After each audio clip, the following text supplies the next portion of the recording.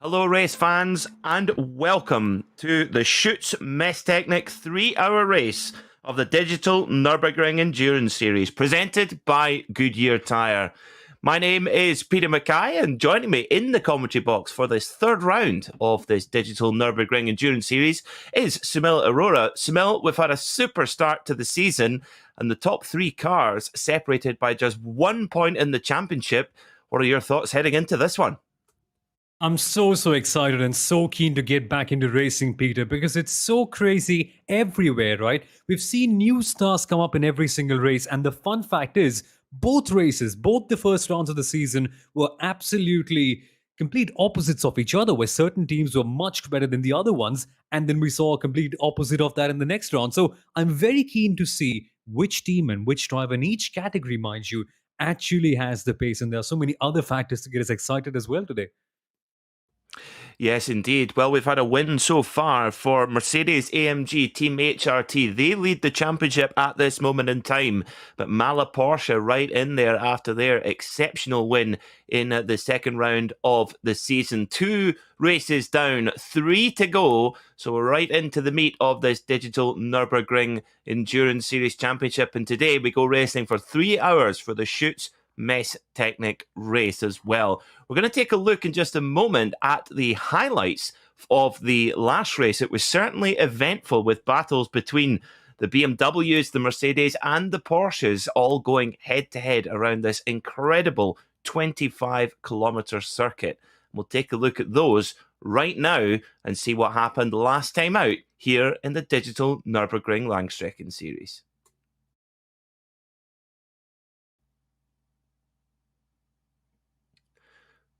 So starting on pole position last time out was the newly signed Porsche Junior Lauren Heinrich for Coanda SimSport as well. Of course, Lauren drives at World Championship level in the simulator, but also in the outdoor world as well, driving in the Porsche Super Cup and recently winning the highly contested Porsche Junior Shootout.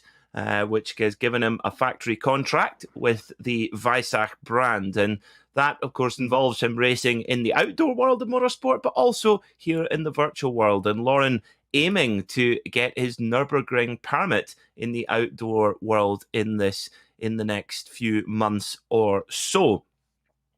So in the last round in the NYMEX 3-hour race, we had Coanda SimSport Porsche starting from pole position, but didn't quite go all their way in the race, as we'll see from a moment. However, they were ably backed up by the number 992 Porsche of Zach Campbell. So let's have a look at these highlights then.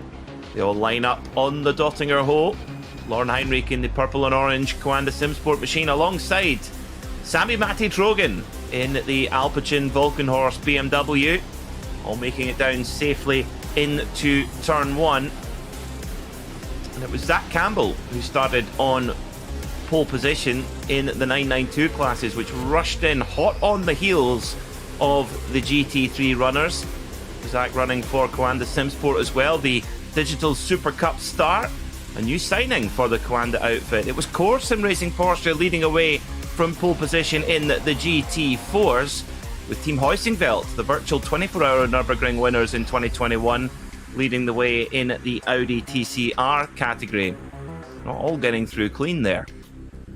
But early on was a battle between the sister cars, Team BMW Bank and BS Competition, both in the distinctive BS Competition Zebra liveries, but it was the BS Competition number 89 car getting the best there into the Tiergarten. Windward Mercedes and their ominous-looking grey and blue machine fought hard up the front, but an exceptional move from the number 91 of Phil Dennis in the Porsche 911 GT3R for Mala Racing got the move done but it was Lauren Heinrich, a perfect opening stint for the German, handing over to Joshua Rogers, the double Porsche Super Cup champion and one of the fastest drivers in the world in the sim. And he set off in hot pursuit of Sami-Matti Trojan, who took an early short stop, but this was where the Coanda effort became untangled. A crash for Josh Rogers, taking that car out of the reckoning. It was a much smoother running for the number 91 Mala Porsche, just steadily going about their business, gradually making their way up the order.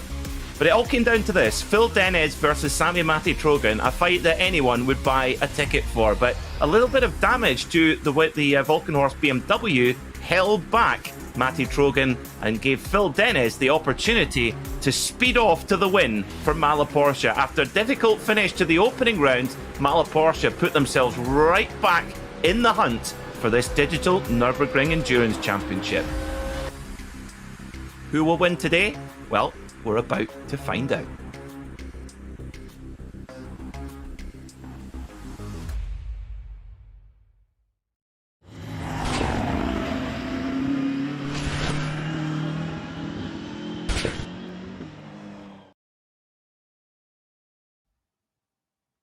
So who's your pick for the win? Do let us know if you're watching on YouTube. I'm sure there'll be lots of fans for lots of these front-running teams. Of course, drivers from the real world of the Nürburgring Langstrecken Series taking part. And in the SP9 class for GT3 cars, those drivers do have to take part in the qualifying and the opening stint as well. So you'll see some names which are familiar.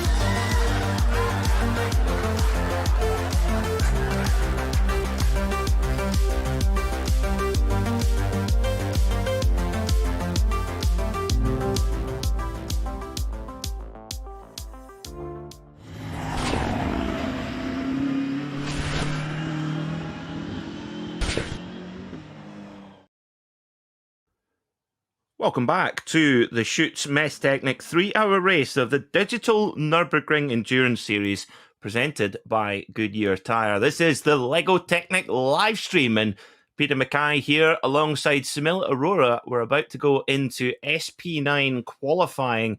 This is where we see the wick be turned up to 11, Semil. And Semil, who's your pick for pole position this week? You're putting me in a bit of a spot, Peter. That's a really harsh thing to do. But honestly speaking, it's so tight up there. I think you have to back the Marla team because, to be honest with you, over the course of the last couple of qualifying sessions, they have been the most consistent ones, always making their way up in the top three. And so that is going to be something interesting to see if they can keep up their performance because, honestly, every other team, be it the past pole sitter HRT, or for that matter, even the pole sitter of our last round, Coanda, they've had a bit of a topsy turvy event all the time. So you can't quite put a finger and say, right, this team always performs for any team, barring Marla in qualifying. So I think they're going to be my pick today. Well, we shall wait and see. The number 91 Mala Porsche will. They've got a little bit of a change in their driver lineup. Bietske Visser stepping in for Phil Dennis. Of course, Bietske, racer in the W Series single seaters, but also in the Richard Mille LMP2 team in the World Endurance Championship. So a very accomplished driver indeed. So we'll see what Bietske can do behind the wheel of that Mala Porsche. At this point, it should be, I think it'd be pertinent to mention while we talk about the Mala company, of course, one of the great engineering powerhouses in the German motor industry. Sadly, just before Christmas, on the 21st of December, we lost Eberhard Mahler at the age of 88. Eberhard's father, Ernst Mahler, founded the Mahler Engineering Company, which has gone on to such success. And Mahler pistons have been used in Porsches ever since the very first Porsche in the 356 in the early 1950s, and have become a huge part of every German manufacturer on the road and the racetrack. But Eberhard was a very successful racing driver in his own right, winning his class in the European Hill Climb Championship in a Porsche 911 back in 1966, excuse me. And everyone in the Nürburgring community sends their deepest condolences to the Mahler family and thanks them for their support of our great sport. And, well, Samil, what a great way to put on a tribute for Eberhard Mahler with some top-class motorsport today here on the world's greatest racetrack. Absolutely. That's the best way to go forward. Go racing. And it's as you mentioned, Peter, it's fitting if we can bring on the same level of intensity here today, the same level of competition that Eberhard used to put in back in his days. This will be quite an event. And frankly, it has done that in the last couple of rounds because every single team, Peter, they've just gone in and found something extra special whenever they have have been put into a spot. Because, for instance, Mahler, in that case, let's just reference them. In both the races, they have been so consistent all the way through. They've found that extra gear all the time. And in fact, had it not been for something really trivial in the first round, they would have been two-time winners. And teams that have not done well in the first round, say, for instance, Coanda, man, did they bounce back really well in the second one.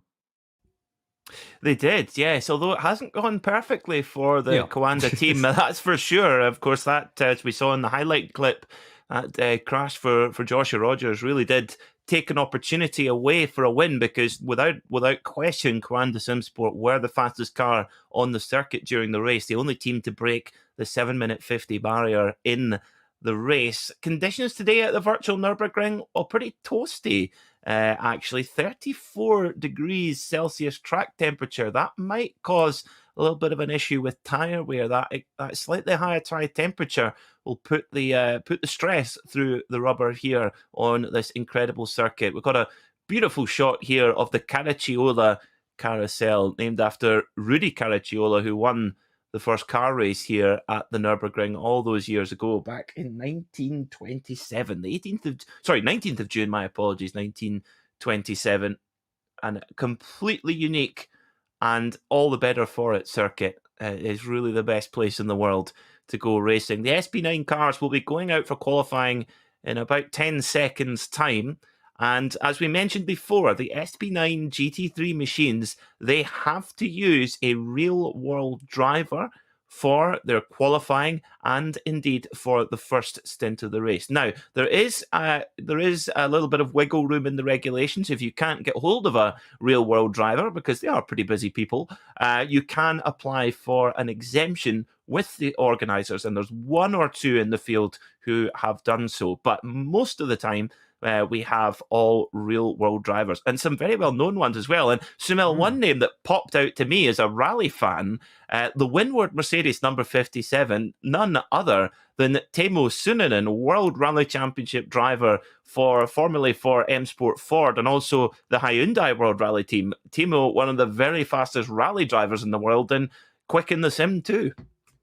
Yeah, exactly. And I'm actually very, very curious to see how he actually performs. The fun fact rather is that Timu is probably one of our generation growing up with the world of sim racing, but I'm not quite sure how prominent that role has played in his development as a driver, and especially when you compare the discipline. So firstly, it's a different discipline altogether, right? You're driving on a racing circuit and not on rally, but to also gel in is another factor. But if there's one thing that we've seen very often, Peter, it's that the teams and drivers have prepared very well for the real-world drivers, that is. That all the teams have spent hours and hours with them, and even though the real-world drivers will be hard to catch, they've done their research and they've done their preparation enough so that when they come in, their performance levels are usually quite high. So I have expectations, and it's going to be very interesting to see what Timu can actually do today. Well, another real-world driver who we know very well, Bruno Spengler, a BMW factory driver, and Bruno driving once again for the Team BMW Bank team. Of course, Bruno winning the DTM championship back in 2012, and a very accomplished driver indeed. He knows this car well, and very quick in the sim is Bruno. Of course, he was the 2020 iRacing IMSA Invitational winner as well. So if you're wondering where the cars are going, you're thinking, no, it's left there to go onto the Nordschleife. Of course, the teams can go round, loop back round the GP circuit, and able to start a flying lap as well. So off they go. And the number 91, Wiecka Visser for Mala Porsche, last winner last time out. Now, this is a good time to mention, Sumil, while the drivers get up to speed. Of course, here in the Digital Nürburgring Langstrecken series, we have success penalties to be served in the pit stops. Now, these are pivotal to the outcome of the race. So, running through the podium from last time out, Mala Porsche were our winners, Volkenhorst BMW in second, and Mercedes Team Windward in third. So, Porsche must serve a 30-second penalty, the number 91 Mala Porsche, a 30-second penalty, a 20-second penalty for Volkenhorst BMW, and a 10-second penalty for Mercedes Team Windward. So, a win is going to be very difficult for any of those three cars, but as we've seen, it's all about just maximising what you can and with those penalties, and try to score as many points as possible. Absolutely, Peter. And one good example of that would be BS Competition from the last round. They did get a success penalty from the very first event, but they were actually able to negate it out to a certain extent. So, first things first, BS Competition are fast. They're one of the premier teams around here in the DNLS, and their performance in the first round was right up there, right? Eventually, they ended up finishing second, and they got hit with that success penalty. But they were, I think, the only team of all the teams that got hit with a success penalty in SP9s, that is, that were able to keep up that same level of performance in the second round. So even though they got that 20-second stop and go penalty eventually, BS Competition still only finished fifth. And that is behind their Team Bank, which of course didn't have a penalty. And so that just goes to show that even with the penalty, you can quite be in the championship. And eventually, the results in the point is quite clear. BS are second, only 1 point behind the HRD team. Looking at Elias Seppinen for Mercedes AMG Team Landgraf, and Elias moved across to this team. Raffaele Marciello sitting in the seat last time out, but Elias moving across to this Mercedes outfit as he heads down to Schwedenkreuz for the first time. Absolutely flat out through there, down the gearbox into Arenberg, and you can see one of only two gravel traps on the whole Nürburgring Nordschleife, and then thunders down the Fuchsrohe, the Foxhole, absolutely flat out in top gear here, and then rattling down the gearbox again for Adenauer Forst. One of the parts of the circuit, one of the very rare parts of the circuit where there is actually any runoff at all. There it is. Look at that. You could have a village fair there, there's so much runoff. The Adenauer Forst. You can make all kinds of mistakes there. Well, no, not really. The one defence there at Adenauer Forst, it's not a complete free kick there, is it, Simo? Because the the curbs at Nürburgring, if you hit that, you're on a one-way ticket to the barrier. Yeah, exactly. In the real world, you can actually eventually end up getting a lot of grass stuck up underneath your front bumper, and that can be a big problem. But eventually over here, what happens is that your car just probably loses balance and you're up on the grass. And that grass, Peter, is literally like ice, especially on iRacing. You put one wheel on it and your car instantly feels like you're walking on ice with a pair of flip-flops. It's just not going to work out. Control is barely there. And all of a sudden, the walls that seem far away just feel so close. And that corner, even though it has got a little bit of runoff, feels like the scariest place to make a mistake, because then suddenly, at least it's not directly hitting the wall. There's going to be some protracted drama before you get there. You can see here the two Lamborghinis in front, the Phoenix Racing Lamborghini number 5, a team based here at the Nürburgring, with the Door Esports machine of Moritz Lohner right behind there in that lovely blue and black Lamborghini. The Jochen Krumbach driving the number 5 Phoenix Racing Esport machine, the 50-year-old German, race winner here in the used to be the VLN, now known as the NLS, back in 2017, winning a race in a Ferrari and raced with the iconic Manthey team for quite a number of years. Good to see Carl Janssen out there in the Corsim Racing Porsche, the number 3. Carl, the super Swede, a very, very fast driver in a touring car, and drives a Hyundai i30N on the road, which I'm reliably told is a fantastic hot hatchback. And of course, the N stands for Nürburgring. Exactly, and interestingly enough, I think there's a very good chance that he might be able to drive another Hyundai at the Nürburgring next year, because of course we've also got the new Hyundai TCR coming into the service as well, and that is going to be super cool. I mean, it's literally going to be like the real restaurant, and that is going to be super.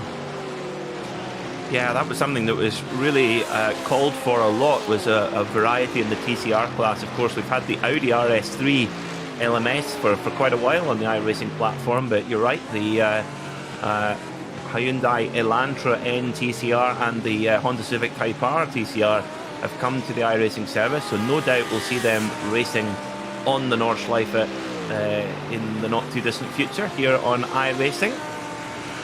So the drivers on their first flying lap at the moment. They will all get a second flying lap, and so we will go into overtime effectively on this qualifying session. So just 2 flying laps, Simil, it's not a lot, and there are points of the circuit where if you can just ping track limits, mainly on the GP circuit, of course, but if you do so, that lap is completely null and void, and you've got to go all the way around to start another lap. So the pressure really is on for the drivers here. Yeah, exactly, and it's not like it's a Silverstone-like lap, right, that you can just miss it and maybe come back in a couple of minutes. No. Over here, if you do a slow lap, or maybe even a fast one, eventually takes you around about 7 minutes to get back to start the next qualifying lap. So, in essence, you've only got 2. And if one of them goes wrong, bang, that is it. That is game over. And we saw something very similar with MRS Esports in the last qualifying session, where they made an error on their final qualifying lap, and because their first run was also error-filled, they only ended up qualifying P16.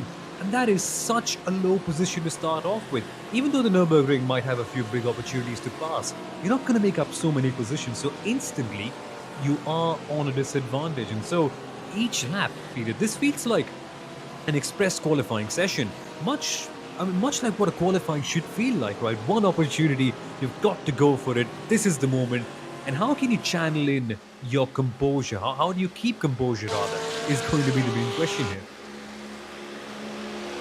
Interesting there, Bietskavisa just rolling out the throttle slightly, not in any mood to give the Heusinkveld Mercedes a tow down the 3-kilometre drag strip that is the Dottinger Ho.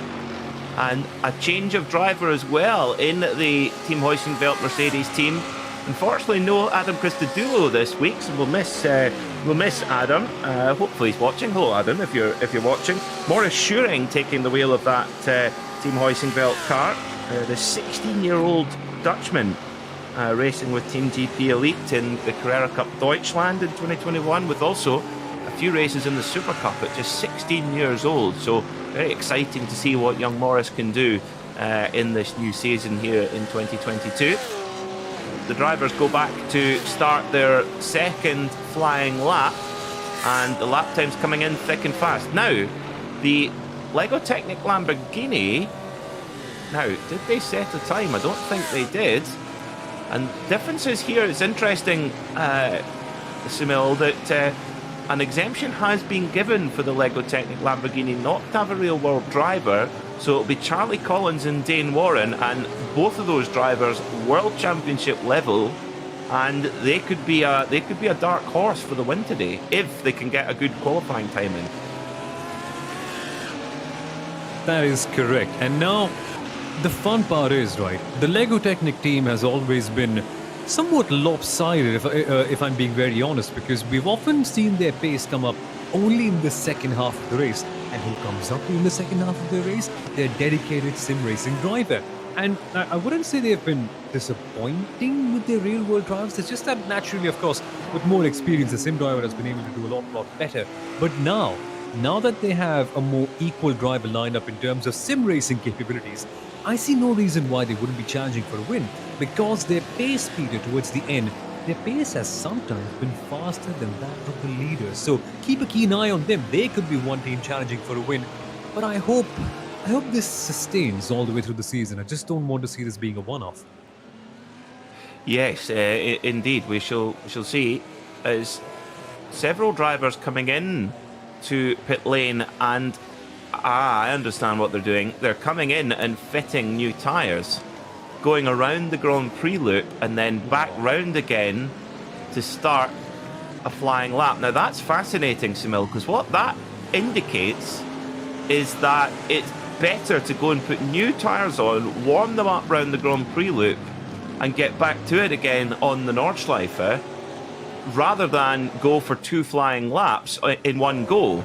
So that shows that the very best of the tyre is just on that one flying lap. But it's Charlie Collins who's taken over from Dane Warren to do what will be a one-and-done lap time for LEGO Technic Esports. It's this lap or nothing, so it's a bit risky, you might say. But we know how good Charlie is. Yeah, exactly. It might get a bit too risky, but I'm actually very intrigued by that strategy call that most of the teams have taken. The question is, how much is that drop-off? How much of time are you losing on that second lap? And so in that case, I wonder, will we see teams perhaps maybe going for only a lap shorter in their stints in that case and trying to go for an extra stop if the benefit is worth it? That's going to be a question that we can eventually answer in the race, but for now, very bold call to actually take fresher rubber. I wonder if that has something to do with the very high track temperature as well. That may be the factor that's changing things. In the cooler track temperature, normally you can get the tyre to last a little bit longer, but nevertheless, the times that have been set so far, let's run through them. Mercedes AMG Team HRT, the championship leaders, don't forget, who come into this race with no success penalty to serve because they didn't have the best of days in the second round of the season, so they're in a really strong position. Norbert Kiss doing the qualifying, 7:47.380. They're on top at the moment. Second place, Sami Matti Trogan, as the Phoenix Racing Lamborghini goes off track. That will be a null and void lap. Pulls out of it straight away. So Sami Matti Trogan for Volkenhorst BMW second of 7:48.0. Door Esports, the Lamborghini, Moritz Lohner in third, a 7:49.0. Moritz, a very quick driver, one of the up-and-coming stars of virtual motorsport. The number 89 BS competition BMW, Niels Koch, is 7:49.2 in fourth. Fifth place, Mercedes Team Landgraf, Elias Sepinen, 7:49.2. Team BMW Banker in sixth with Bruno Spengler. Team M&J Mercedes in seventh. Team Windward Mercedes in eighth with Timo Sunonen. And the first of the Porsches, Simil, Robin Strycek, all the way down in ninth position. Not such a good start to the day for the Weissach crew. Yes, exactly. Sim Racing Academy Black having a bit of a tricky start. But where I'm actually very intrigued is 3h Esports, the team in number 3. Now, 3h Esports, by the way, have just won a VCO Semi for being the best newcomer of the year, so that's an incredible achievement. But I don't think that was quite demonstrated during the last race because they had a bit of a change in their driver lineup, and Moritz Lohner wasn't quite able to go in and perform during qualifying. So he was actually taking the role of the sim driver on that particular weekend. And do you want to know where Durr were eventually in qualifying? Durr were 13th, 7.2 seconds back. Now that they are finally in third, now that they have no success penalty or anything quite like that of that fashion, wow, they are in for a big shot. And in the championship too, they aren't very far away, are they? No, not at all. And it might be worth mentioning as well, there's been a little bit of just small tweaks to the balance of performance from the last round. The Porsche has been left absolutely as it is, but the Lamborghini has been given a 0.25% power increase. It might not sound much, but when you're dealing with such small margins, that can make a difference. The Mercedes has been given a 3 kilogram weight reduction, and the BMW, curiously, has had a 0.25% power increase and a 2 kilogram weight decrease. So the BMWs could be quick today as well. But at the moment, we have Mercedes from BMW, from Lamborghini in the top 3. So once again, the performance-wise looks to be very close. Yeah, exactly. I think throughout the season, balance of performance has been superb. It's only in the last round where you can just maybe, if you just want to be very critical, point a finger and say that the Lamborghinis weren't quite having the best of days. But in the first round, 3h Esports were quite there. And in general, I don't think many teams apart from 3h have been able to make the Lamborghini work out throughout the race distance. Case in point, LEGO Technic Esports being another one. So I'm actually very fascinated to see if this balance actually stays during the race, because in the first round as well, Peter, remember what we saw at the end? A flat-out battle between a Mercedes and a Porsche that went down literally to the closing millimeters. Could be close, could be really close here today. I think it will. I think it will. Well, we're riding on the back of Norby Kiss's Mercedes AMG Esports HRT car. Haupt Racing Team, one of the stalwarts of Nürburgring competition. Hubert Haupt, the team owner, former DTM driver, who's still one of the very few professional level drivers who also is a team owner as well. Most team owners, if they're driving, are usually at the silver or bronze level, but Hubert, a gold driver, and will be going out to, probably already there actually, going out for the 24 Hours of Dubai next weekend, where HRT have a very strong presence and of course have won it quite a few times. In fact, Hubert holds the record for the most wins at that race. Now joined imagine. with Jeroen Blekemolen. He's just so quick. And now imagine Timo Bernhard and Hubert Haupt just have that really great distinction, right? That they have their own team and they drive at such a high level. I just wouldn't want to drive for that team as a subordinate, because what excuse do you have? Sometimes you can just tell to your boss that, you might not understand, I'm the racing driver, but you've got nowhere to run and hide. If your boss is faster than you, probably might be reconsidering hiring you in the first place. It's a bit of a precarious position to be in. It is, and it's probably no surprise that only the very top Mercedes AMG factory drivers are put into the HRT squad alongside Hubert Haupt. I think all the drivers that Team 75 Bernard were quite happy when Timo decided to stop driving and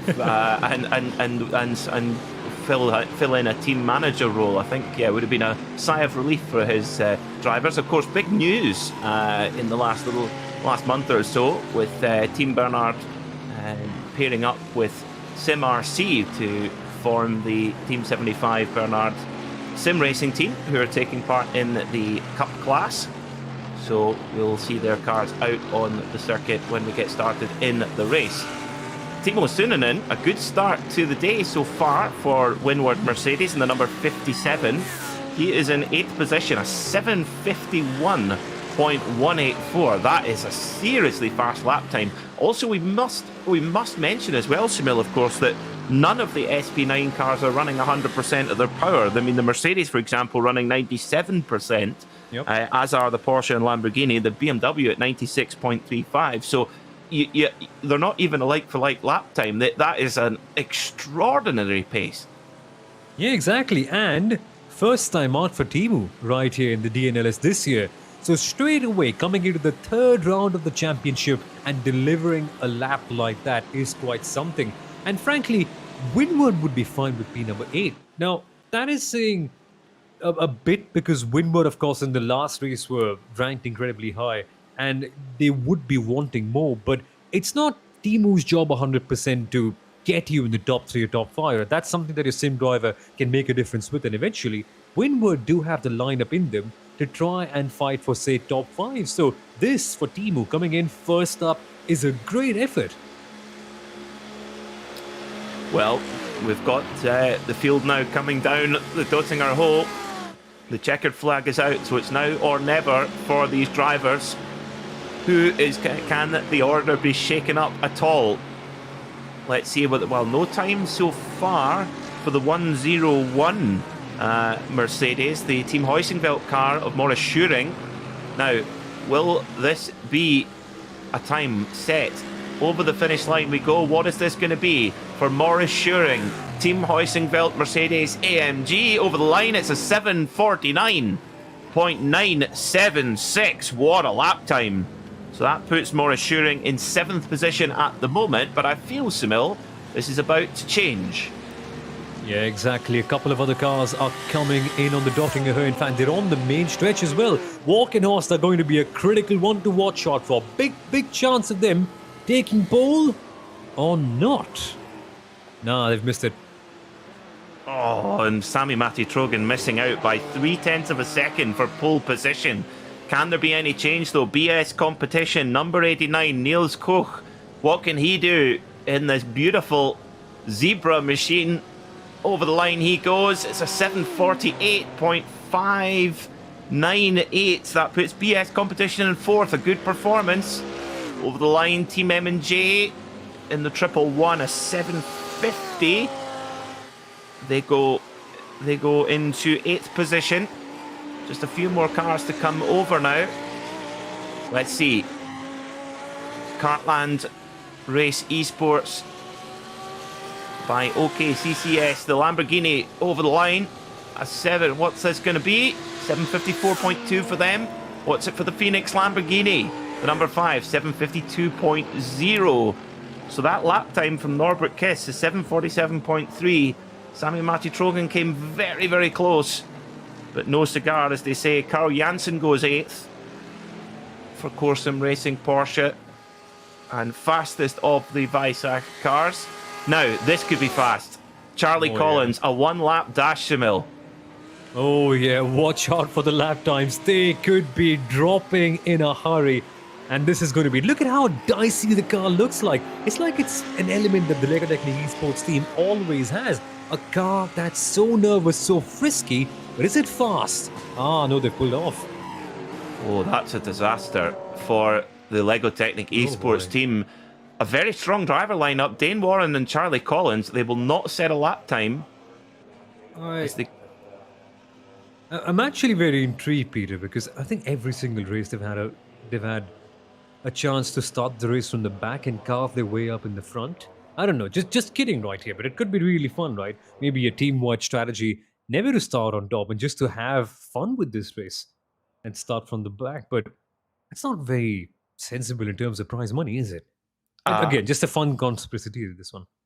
I don't think they'll be happy with that. That's for sure. So LEGO Technic Esports Lamborghini will start from the back of the pack here. So confirming then your qualifying results. Norbert Kiss, a super lap there, a 7:47.3, takes pole position by just over 0.2 of a second from Sami-Matti Trojan for Volkenhorst BMW.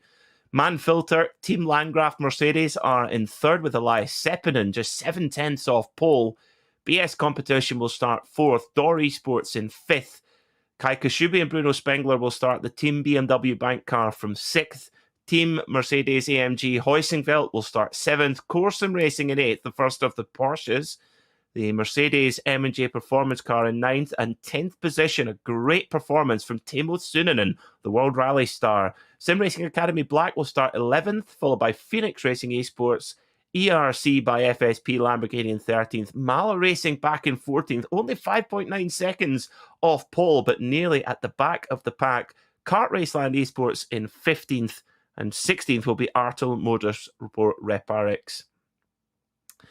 Pole position, though, for Coanda in the Porsche Cup class by over a second. They will start on pole with IES Sim Racing Schweiz Cup in second. Phoenix Racing will start from third. Team 75, Team Bernard, Sim RC will start fourth. Peterbomb Performance will begin from fifth. Asher Racing sixth. German Sim Racing in seventh. WNSE Motorsport eighth. Sim Racing Academy Red in ninth, and Leipert Esports will round out the top 10. The Leipert outfit represented by with their Lamborghini at the Dubai 24 Hours next week. Deutsche Payment Esports will start from 11th, followed by .xce, Deutsche Payment, Core Sim Racing, and WS Racing Esports round out the 15-car pack in the Porsche 992 Cup class. GT4s, well, it's Porsche on pole there. The Team RSO winners last time out. They get it on pole position by just 0.4 of a second from Core Sim Racing, who are leading the championship at this moment. Deutsche Payment Esports will start from third, with the first of the BMWs. RN Vision STS BMW in fourth. Racing Fuel Simulators RSO in fifth, and Race Fox will start from sixth. The very quick Volkenhorst BMW will start from 7th, followed by Schütz Sim Racing on their home race. Of course, this is the Schütz Messtechnik 3-hour race, so they will begin from 8th. Give them an extra cheer. WNSE Motorsport start from 9th, and AMC Siegberg will round out the top 10 in GT4. And it's a battle head-to-head between Porsche and BMW in that category.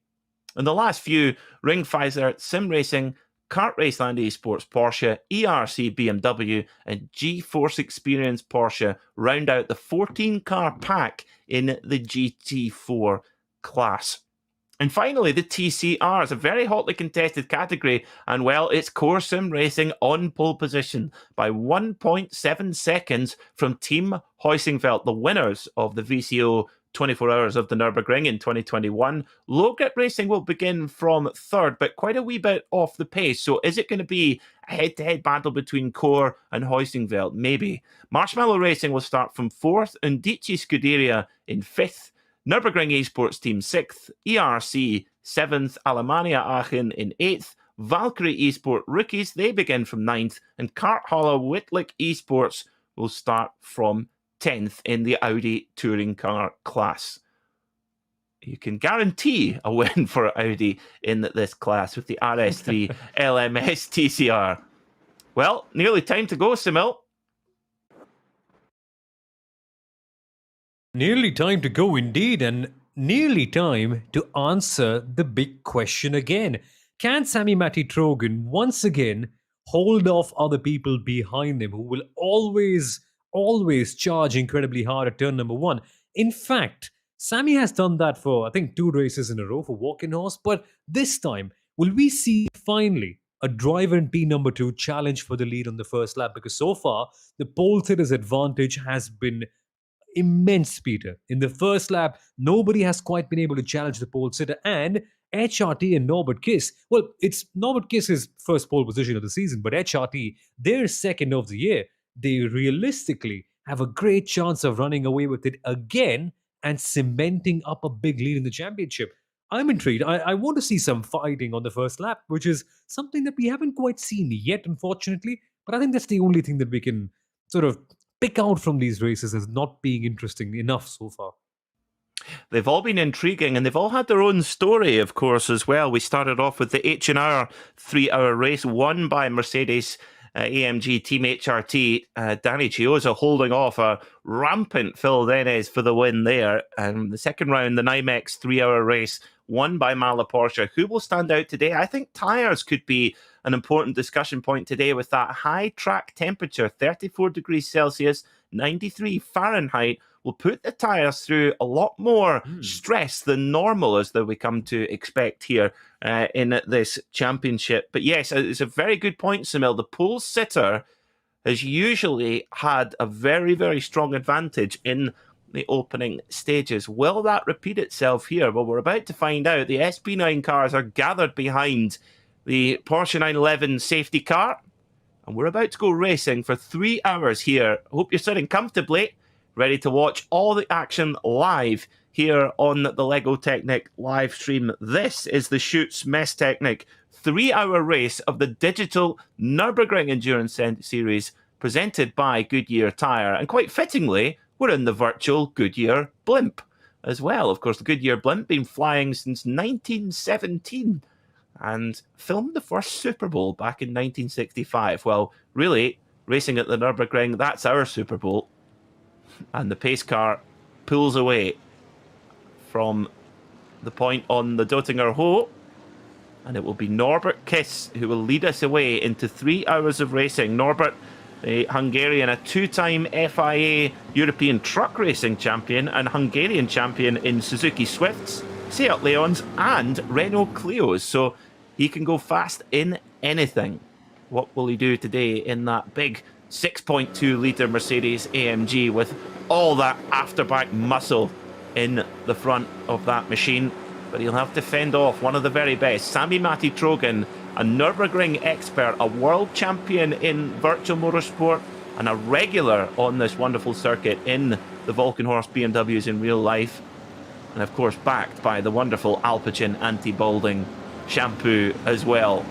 The field in a high-performance, very expensive version of Noah's Ark. The pace car will pull away, and the number 4 HRT Mercedes of Norbert Kiss will lead us away into 3 hours of racing. They're all bunched up. Green, green, green. We're racing here at the Nürburgring Nordschleife. And Norbert Kiss immediately goes to the defensive line, hugging the inside, trying to defend his position into the braking zone.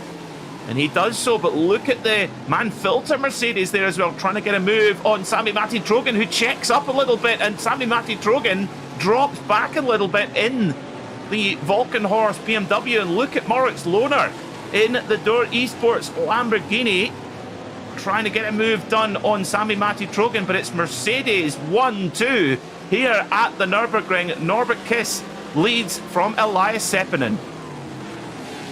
And all of a sudden, the BMWs are getting bullied in the background. Sim Racing trying to go on the outside of PS Competition, who've had a horrible start, to be honest with you. They have been completely swamped by their teammates in the bank car, and now luckily have a bit of a gap to Sim Racing behind.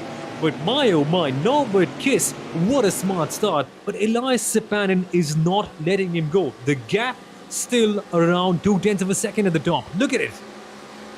So it's Mercedes, from BMW, from Lamborghini here at the Nürburgring as they come through towards the entry of the Nordschleife section, going through the Sabine Schmitz curve to head on to the Nordschleife proper and down the Hatzenbach, a proper roller coaster ride.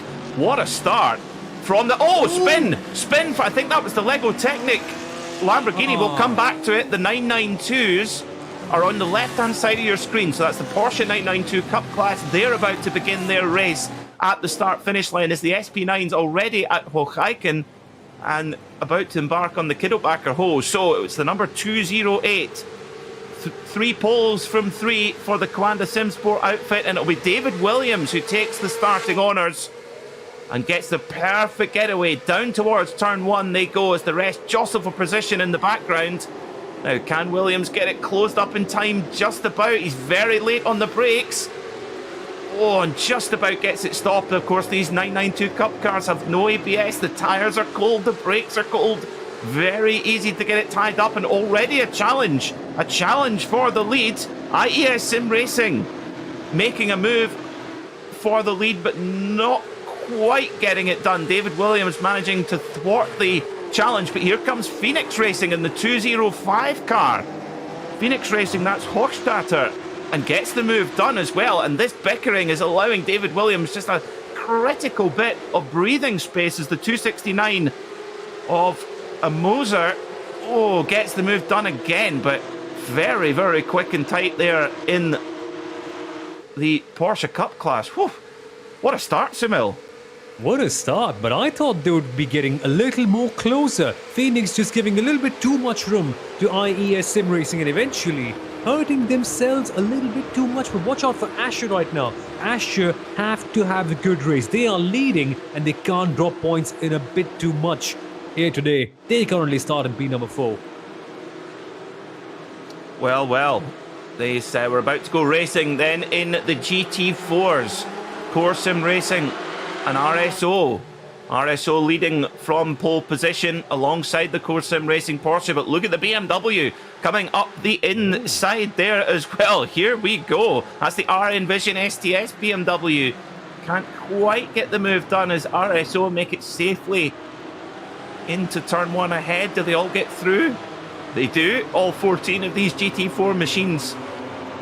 Mostly Porsches, but a few BMWs in there as well to represent the Munich mark. So that's... it's a contact! Oh dear, it's a complete checkup there. A number of cars involved. Oh dear, oh dear. Race Fox. Oh, Race Fox getting... Now, was it them who spun? Oh, the STS BMW is round as well. Oh, it's carnage in the GT4s. Absolute mayhem. These are dear. all teams that you can possibly see fighting for a ton of points. And suddenly, things have gone pear-shaped for them. Started off with Race Fox, actually. Race Fox are one of the smarter and the better teams in the series so far, and they've constantly proven to be a bit of a nagging threat towards the podium. And here we are, and their race has suddenly been snapped up in the first lap. How do you recover from this? When the grid is so tight, how do you recover from something like this? Well, that's you can't. That's the question. But one car that has really benefited, it's the Schütz car. The Schütz Messtechnik machine up into 4th position and setting off in hot pursuit of the top 3 RSO, Core Sim Racing Porsche and Deutsche Payment Esports. Right, let's get our final class away. This is the TCRs, our 4th and final class. Team Heusingveld and Core Sim Racing. Core Sim Racing will lead us away from pole position. Off we go then. Corentin Guinez hits the loud pedal of the Audi RS3 and the TCRs are away as they head down towards turn 1 for the first time. It looks like Guinez has got the jump with the Team Heusingveld car, Marcel T, just holding on to 2nd position. We think that Core Sim Racing, Team Heusingveld have the outright pace, but as we saw, anything can happen. It just takes one little piece of contact and it can unravel the situation entirely. Okay, take a deep breath. We're already at the point, we're about 3/4 of the way through the lap for our SP9 leaders as well. Norbert Kiss leading from Elias Seppinen and Sami Matti Trogen at the front of the SP9 field. It's Mercedes, from BMW, from Dor Esports, Lamborghini. Now, interestingly, Sunil, we've got 2 pitters already. Race Fox Porsche in GT4 and ERC BMW. They've both had to take a toe to pit lane. That's game over. Oh, that's game over. And the worst part is, right, GT4, it's a relatively smaller grid, so you want to see each of the cars having a good time, and that's a slowdown, is it? It is! So the 488 team having a bit of a horror start, and that would be, folks, the Alemannia Aachen Esports team.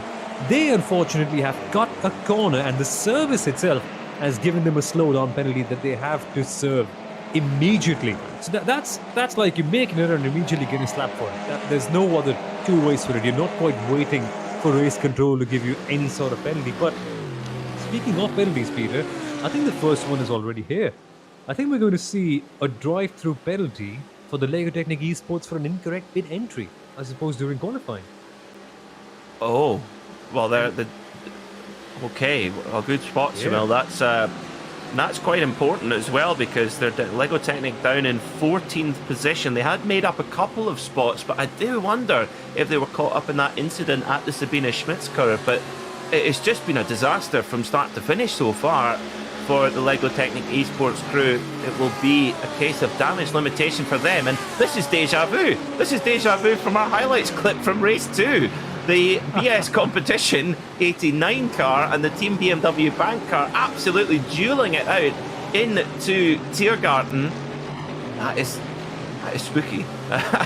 But that's what we come to see at Tiergarten all the time. And we actually just should have a Tiergarten counter. How many times do we see cars go side by side at Tiergarten? It's at 0 so far, or 0 at least in terms of what we have seen. But seriously, Peter, it's such an amazing sight. I don't think we'll ever get bored of it, right? Because just seeing cars be so frisky and have another car side by side with them over there is just jaw-dropping. It simply is. And the best part is, we only have seen one crash at Tiergarten so far in 2 races across 4 categories. Only one. That is some great track record in 6 hours of racing. Good start from Timo Sunninen, the World Rally star, up in 9th position and right in the draft of the Team Hoisingveld car of Morris Schuring.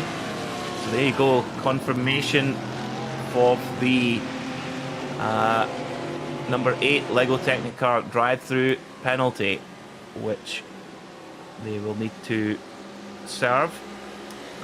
Now, interestingly, did not serve it this time round, so they will need to serve it a little bit later on. But Timo Sunninen, 9th place at the moment for Mercedes AMG Team Windward. Now, incident under investigation cars 11 and 5. That's Phoenix Racing Lamborghini.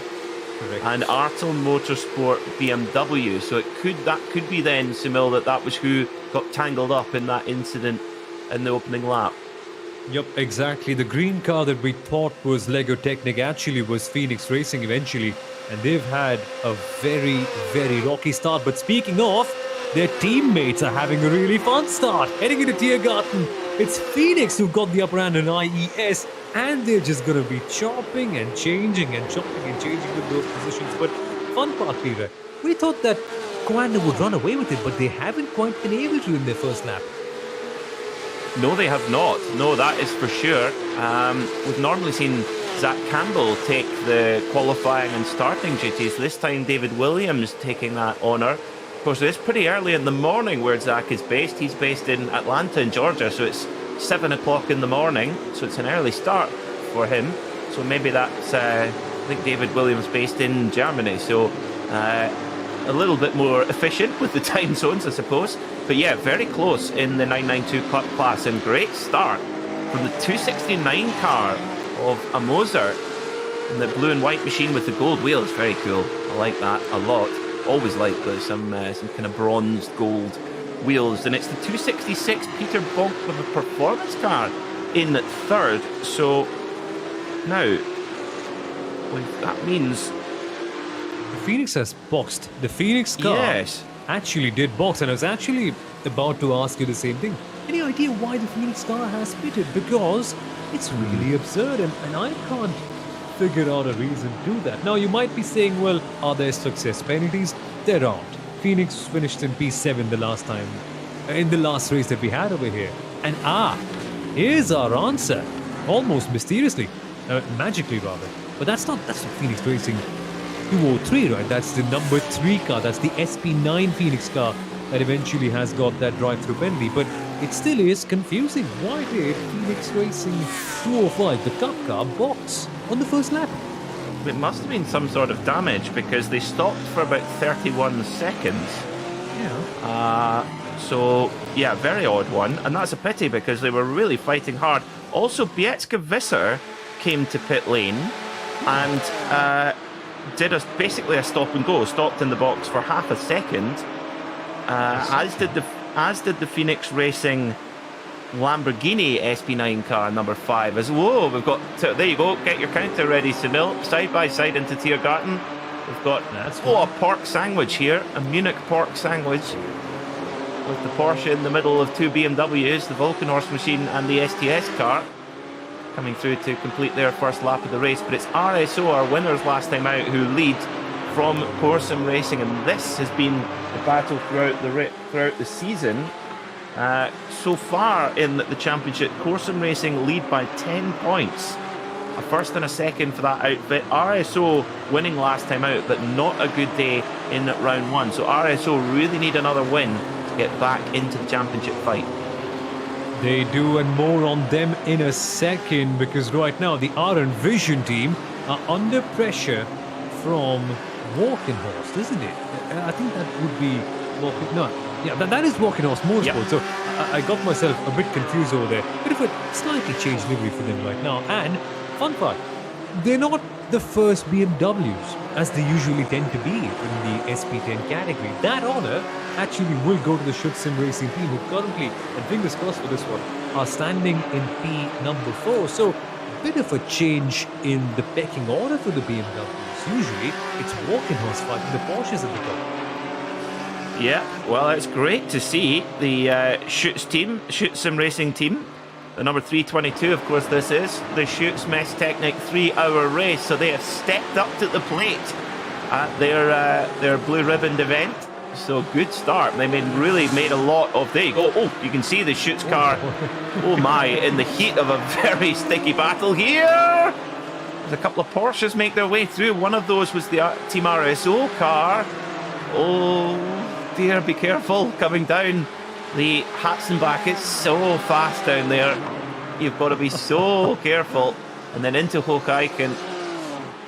And yeah, the Schütz team just settling in now as well as the sister RSO car goes by. That's the Racing Fuel Simulators 398 goes into fourth in class. The WNS Esport Motorsport Porsche into fifth in class, and Schütz back to sixth in class. But running up the front end of the field, which is nice to see. So back at the front, SP9. Let's get an update as they come towards the end of their second lap. It is still Norbert Kiss who leads by actually a nice little margin from Elias Seppinen in the Team Landgraf Mercedes, with Sami Matti Trogen there in the grey and red Volkenhorst BMW. He looks like the flying Alpecin anti-balding shampoo bottle. And look at there in the back of shots, Moritz Lohner, Sumil, in the Lamborghini, right in the hunt. Indeed he is. So it's good to see a bit of a more close field, because usually in the first lap we tend to see one car dominating and the others being very, very far off. But that's not quite happened this time out. And now we're having three cars essentially under that 1 second margin, and that 1 second margin could be getting even shorter as Walking Horse and Sami Matti Trogen get a little bit closer. Not good enough for side by side yet, but Dürr have also capitalized a lot on the braking. I don't think that HRT are going to be running away with this. No chance. No, I don't think so. There's a bump drafting. Bump drafting. Sami Matti Trogen bump drafting. Elias Seppinen in the Landgraf Mercedes. I don't think I've ever seen that before on the run down to turn one here as well. And immediately Seppinen goes to the defensive and shuts the door in the face of Sami Matti Trogen. And Moritz Lohner, meanwhile, in the Dora Esports Lamborghinis, watching this thinking, God, you guys are nuts. But look at this. Mercedes, from BMW, from Lamborghini. A Porsche not too far behind as well. This is SP9 Racing.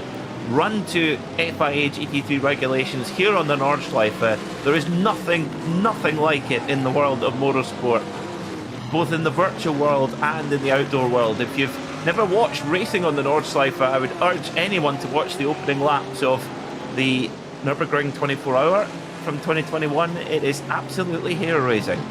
And this, the virtual digital Nürburgring Langstrecken series, just simulates exactly that same adrenaline, and this is the shot of adrenaline we need on the 9th of January in the off-season.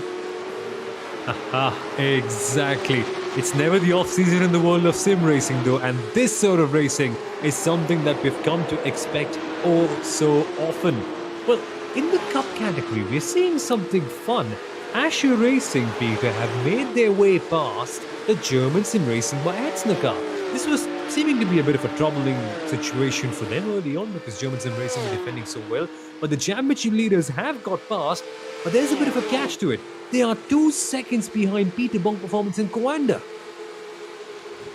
Well, I think we'll see that Asher car go forward. They've been so strong all year, and as you mentioned, leaders in the championship. Now, this is one of the real factors of the 992 Cup class. They really do draft quite heavily, and that's big. That's huge. Yeah. How have they helped? Nope, they haven't. That is really, really naughty. Oh dear, oh dear, oh dear, oh dear, oh dear. Well, your thoughts, Emil? I don't even know what to say. I just have to take a look at it again and maybe properly give a judgment. But from first thoughts, I think you echoed it properly, Peter. It's just very, very naughty, and it had to happen sometime, right? At some point across the season, we had to see cars eventually make contact when they were at the Dottinger Her, and this is it. We've seen that happen, but a bit too early, I suppose. I thought it would happen at Tiergarten, if anything. Well, we'll try and get a look at it for you folks on our LEGO Technic live stream, because, yeah, that was messy, to say the least. Now, let's get a replay then, presented by Goodyear. Now, this is our overall leader, and a TCR car spins in front. How on earth did Norbert Kiss avoid that? It nearly turned into a kiss of death. Oh my god! Landgraf, they got a bit too close. On the outside, it's awfully similar to the whole Joshua Rogers situation. And we have new leaders in this case. Oh, the guts of Elias Sepana to pass him over there, Peter. Well, I'm behind the microphone off the screen where I belong, but my jaw is on the floor. That racing there between Norbert Kiss there and Sami Matti Trogan, putting so much trust in the car in front and behind. But that, again, that's what you need if you want to race at the top level in SP9. Well, you have to have ultimate trust in your drivers around you. Now, no further action for car 440 and car 401. That was not the incident we saw on the Dottinger hole. We will get a look at that, I'm sure.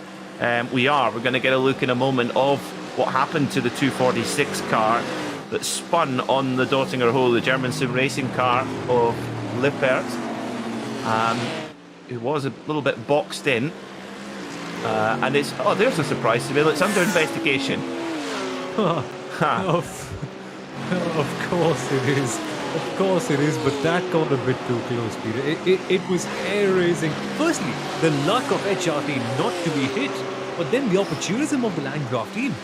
Oh my, this is proper hardcore DNLS racing, where you've got the leaders and cars all the way down to, what is it, 6th, 7th? Just separated by a couple of seconds here. And don't tell me Cora are going to try here, are they? Don't tell me Cora are going to try it sometime rather soon before they get to the Dottinger Her. In fact, BS competition are. What? Wow, this is just incredible. This is like short track NASCAR racing at Bristol or something like that. But no, we're on the Nürburgring Nordschleife. Look at this train of cars. If you're ever a cynic of sim racing or virtual motorsport, I refer you to this. This is top-class motor racing, whatever way you look at it. Absolutely superb. And of course, the majority of these drivers are real-life drivers as well. So they use this simulator for training and for enjoyment as well. And, well, what enjoyment we're getting out of watching this. So, well, no further action for cars 246 and 292. That is the incident that we saw in the Dottinger hole.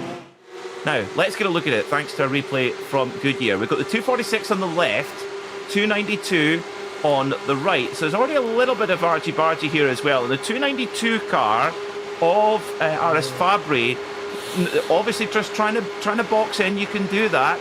And then... Oh, no. I'm surprised that's a no action taken, to be honest. But, of course, it was the 246 car that came off worse, so the punishment is effectively served. Yeah, exactly. I think that's the reason why they didn't quite pass any judgment, because they said, well, you've kind of earned it, mate. So that's what I think the stewards' approach to that would be. And it's only fair, right? The 246, as you rightly mentioned, boxed in, where else do you want to go? It's not like those comical NASCAR movies, right, where you can just select an extra gear and magically your car becomes, 5 inches short, and you can box in immediately, have those extra RPM and search pass. No, that's not going to happen here. Unfortunately not. No, definitely not. And, you have to think with 2 hours and 40 minutes to go of a 3-hour race, just blend out the throttle and go to fight back another day. It's just a little bit of impatience, but I think a good call from the stewards, actually, in retrospect. So we carry on then, and at the front it's a Mercedes AMG 1-2, but swapped around. Mercedes Team Landgraf, Elias Seppinen leads for Norbert Kiss in the Team HRT car. Dor Esports now up to third. BS Competition in fourth, and Volkenhorst Motorsport, Sami Matti Trogan down to fifth.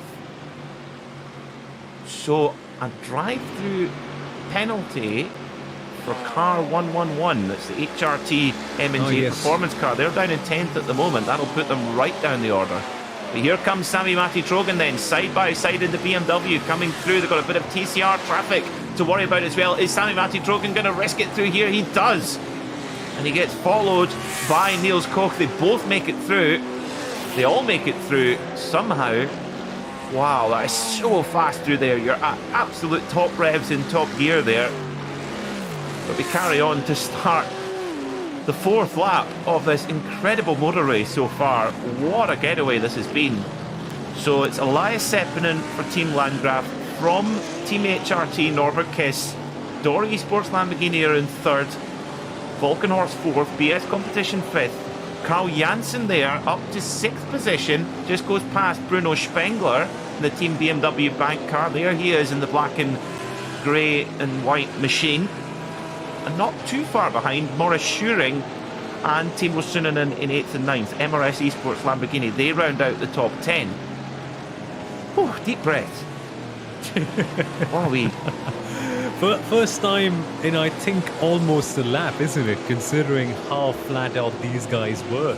And this battle began pretty much, I think, in the second sector. Or I think right after the carousel was over, these guys just went mad. And now I think that is going to continue on because the gaps will close up at the end of this straight. And to add another element to this, we're constantly seeing lap cars come in the middle. First off, of course, we saw HRT almost being taken out by that spinning TCR car. But now, when they get them at the Nordschleife, there is so much time to be gained or lost. And Volkenhorst almost lost it there. Well, there is an investigation going on. Car 4, which is the Dor Esports Lamborghini Moritz Lohner, and car 34, which is the Alpecin anti-balding shampoo BMW of Sami Matti Trogan. There is an incident under investigation. Of course, we did see Matti Trogan drop a couple of places back and Lohner go forward a couple of places. So something's happened. So we'll see what happened. We'll get a view from the stewards in a moment, but they've been busy so far in this opening 26 minutes or so of this Schütz Messtechnik 3-hour race, the third round of the Digital Nürburgring Endurance Series, presented by Goodyear tyre. They come absolutely flat out through Flugplatz on the absolutely full throttle run, all the way down to Schwedenkreuz, flat out in sixth gear. Imagine that, SP9 car. Full throttle right away. Look at Sami Matti Trogan using all the road, and then all of a sudden you go brake, brake, brake into Arenberg, get the car slowed down and carry the speed down into the Fuchsrocher. You're watching the very best in the world on the iRacing platform here at the Nürburgring Nordschleife. Just stunning, stunning stuff. And we've got 2.5 hours to go as they head up towards Adner Forst for the fourth time. Tell me in. Even if the racing isn't quite good, which never really happens at the DNS, by the way, so watch out for that. But even if it isn't, just the sight of watching these SP9 cars dart around at the Nürburgring, it's just quite something. Virtually as well, it just makes for such a spectacle. And a spectacle it will become if Dor Esports can actually catch HRT. Well, look at the gap right now. They're closing up oh so quickly. And the best part is, Moritz Lohner is full of confidence. Every single time he's racing this Dor car at the DNLS this year, he has produced a degree of magic, and he's got ample of space behind him to make sure that he doesn't quite need to worry about walking horse. So it's all about attacking Norby Kish. And that is going to be a battle that's so exciting. Well, while Norbert Kiss and Moritz Lohner battle away over second place, Elias Seppinen is starting to pull away now that Seppinen has got some clear air in that Landgraf Mercedes. Has just been able to just pull a little bit of a gap, just 1.1 seconds But in the context of this race, that's a big gap, as we've seen so far. Now, we are going to get a replay in just a moment of the 34 Volkenhorst BMW to see what happened to Sami-Matti Trojan, and we'll maybe get a bit more context of what happened between him and the number 4 of Moritz Lohner. We'll have that for you in a moment here on the LEGO Technic live stream. If you're a fan of the LEGO Technic eSport team, they're quite far down the order. But here's our replay. Wowee. Well, I don't know how the number 4 was involved in that. It did a job of just getting through in the gap, I suppose. But that's the peril of the Nürburgring, right? It's such a small circuit that it can oftentimes not have enough space for 2 cars. And that can also be 2 cars of different shapes and sizes, actually. And so the SP3T, the DCR cars, essentially, they sometimes can be a bit of a big hindrance. And that's nearly 2 big incidents, Peter, where we saw the SP3Ts becoming such a headache for the SP9s within, 5 odd minutes? I don't know, and it's just the beginning, actually. Yeah, it's a tricky one. Of course, Sami-Matti Trojan, of course, we have a lot of real-world drivers in the field. That's the mandated minimum 45 minutes driving time for the real-world drivers, and the qualifying as well, of course. But Sami-Matti Trojan, very experienced on the Nürburgring specifically and in NLS competition. And managing the traffic is arguably the most important aspect of a NLS driver's skill set. Now, it is a little bit less frantic in the sim, not as many cars. We have about, I think, 50 cars in the field. In fact, I'll tell you exactly. We have 59, in fact. That's about half of what you would see in a normal NLS race. So it is less hectic in traffic, but yeah, just I don't know, we only really caught the end of it there on the replay, but Sami-Matti Trojan runs the risk of being given a penalty for that, Simel. And of course, don't forget that Volkenhorst BMW have to serve their 20-second success penalty by virtue of their second place last time out. So this could unravel once again for the Volkenhorst crew. And if you're wondering, well, it's okay, it's just a couple of penalties, right? At worst, it could be a bad round, but you can't afford a bad round. There are barely any races in the championship. So one bad round, essentially, that's what a 4-way championship gone. And for Volkenhorst, who currently are just, 3 points behind the championship leaders, that is just like taking an axe and smashing it into a foot. It just never quite works out for them. But for Schütz Racing, things are working out well now. Ho! Big meaty BMWs bumping each other. That's just perfect racing, isn't it? Oh, and STS get the move done there into the chicane, but Schütz going for the cutback here as well as they head through towards the Sabina Schmitz curve.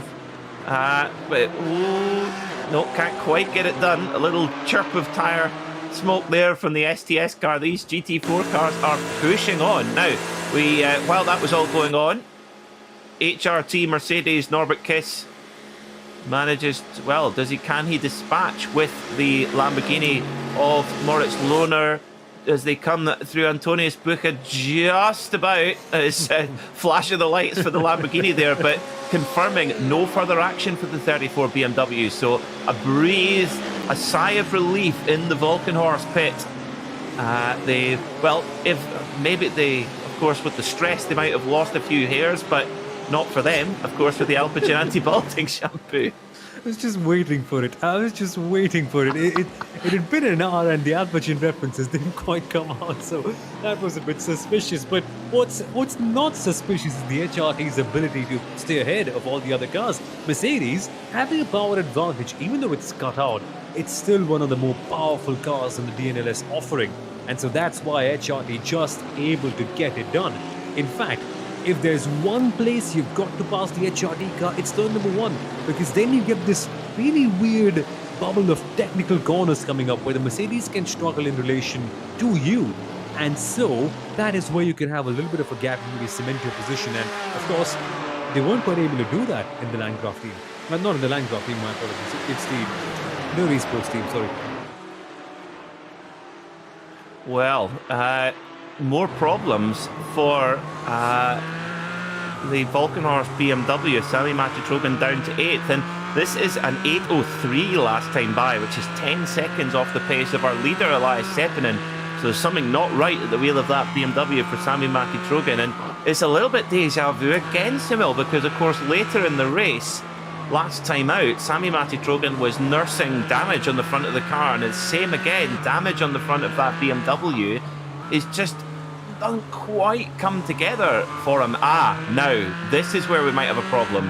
Number 403 and 34. Again, 34 Sami-Matti Trogan, 403 the TCR machine of Corsim Racing, which is sitting in the pits.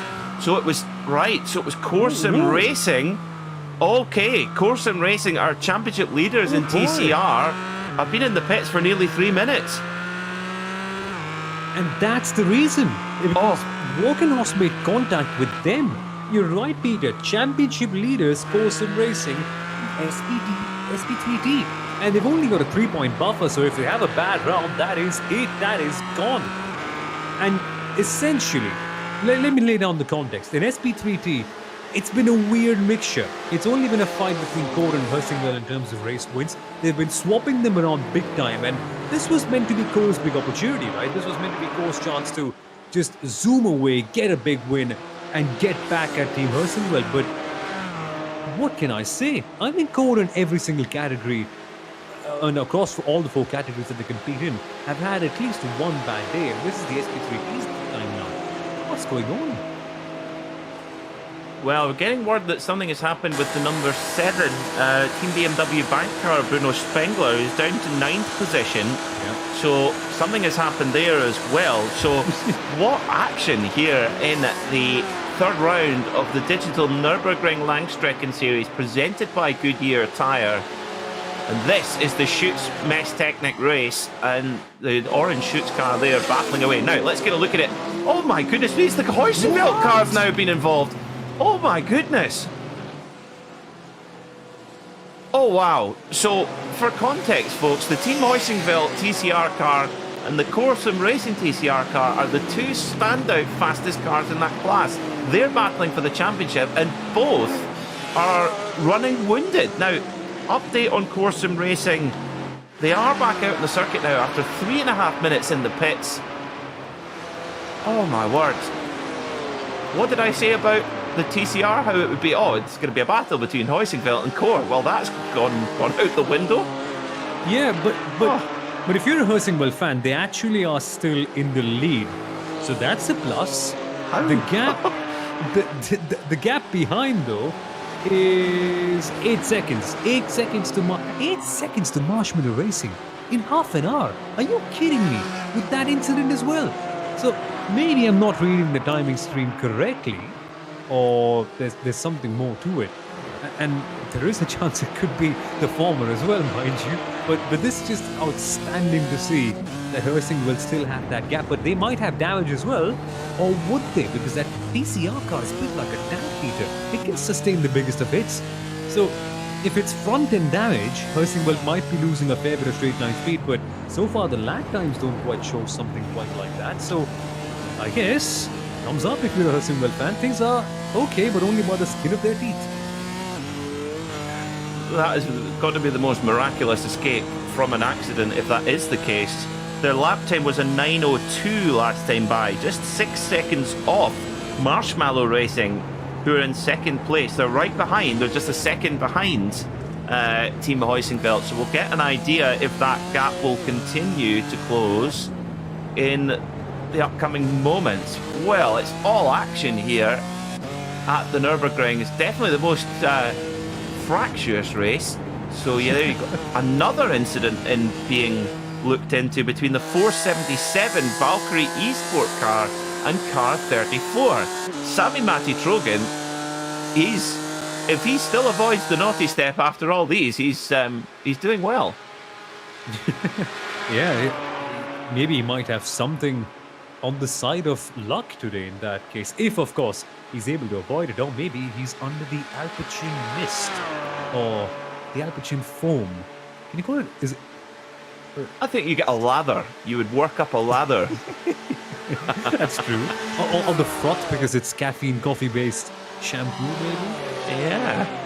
Yeah, froth and a lather, I think so. Yeah, crema. If it's yeah, there you go. Nailed it. I'm hoping we get a bottle in the post, Sunil. I mean, I couldn't really be an ambassador because my hair is falling out and it's on a one-way ticket to falling out. So maybe I wouldn't be the best ambassador. Maybe they need someone like a Dario Franchitti because his hair is never falling out. He's got the perfect locks. Anyway, back at the front. The two Mercedes and Norbert Kiss has rallied. Elias Sepinen was threatening to pull away, but Norbert Kiss has said absolutely no chance. You're not holding the honour of Afterback all by yourself today. And Moritz Lohner just drilling away as he does, just relentless in that Lamborghini. And what a battle. Now, none of these cars, none of these top three have success penalties to serve. So we've got a straight fight here at the front. But of course, the Team HRT car is the championship leader only by 1 point, but the rivals, BS Competition and Mala Racing, nowhere to be seen. Yeah, it's surprising that PS Competition have always been there or thereabouts only. They've always been there in terms of the points, but today they're fourth, last round they were fifth, and now look at this one. HRT gunning for the lead. Kiss, most to the outside, Peter. This is his chance. And he gets it done. What a move there from Norbert Kiss. Hits the front for Team HRT, Bilstein, Mercedes to complete the lap. Now, we normally see 6-lap stints. Will we see an adaptation in strategy from any of these three cars? No, they go on to start their 6th lap. And there's the BS Competition car in 4th. So not too out of touch, not as much as the Mala Porsche is, which also has a 30-second success penalty to serve as well. So, 2 hours and 20 minutes to go. Lap times last time round. Norbert Kiss, 750.266, 751.9 for Sepinen in second.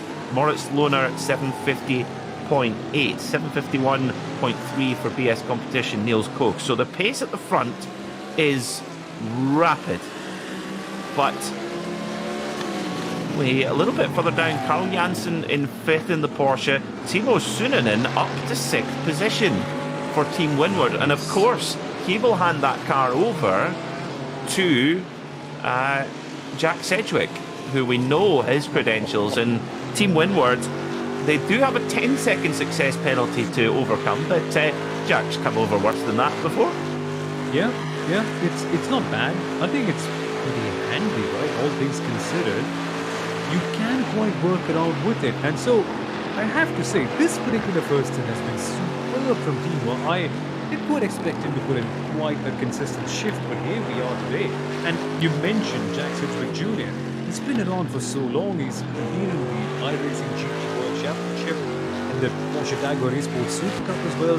He's someone who's been there and done that, which is exactly what you need from your top sim racing drivers in the SP9 category. So maybe don't quite count off Windward for a good top 5 if something happens, of course, to the existing order, because considering the way things are going right now, Peter, I think a lot is going to happen. This thing is not going to calm down anytime soon.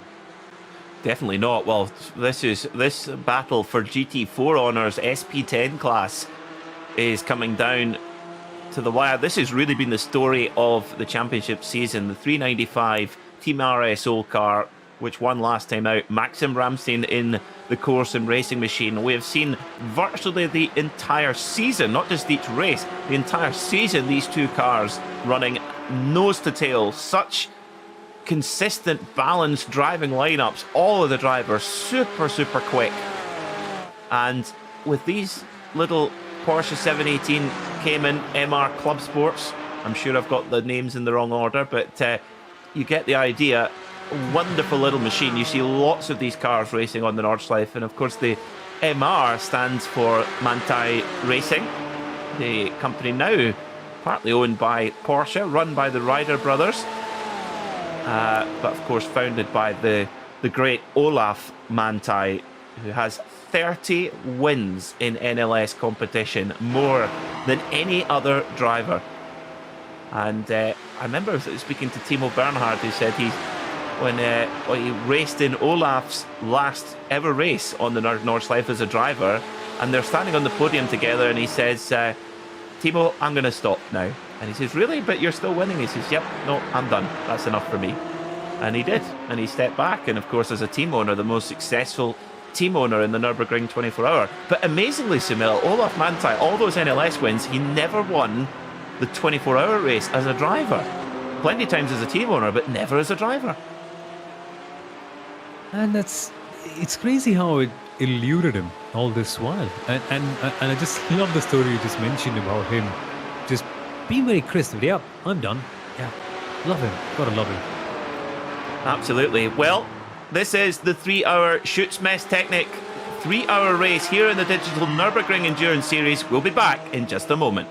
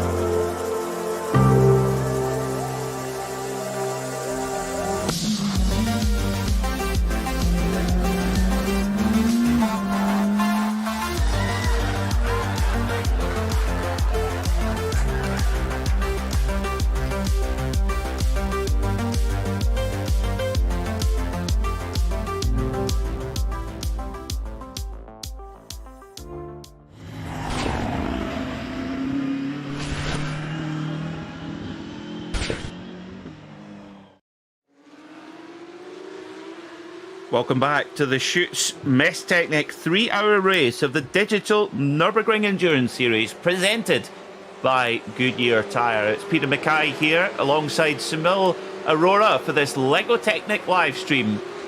Round 3 of this fantastic championship. It has been a dramatic start to the race, Sunil. I mean, trying to summarise it all, Mercedes 1-2 out front sounds very simple, but it's been far from it. Exactly. This has been, I think, the most chaotic start of the season so far, where we've seen the lead being swapped around a couple of times.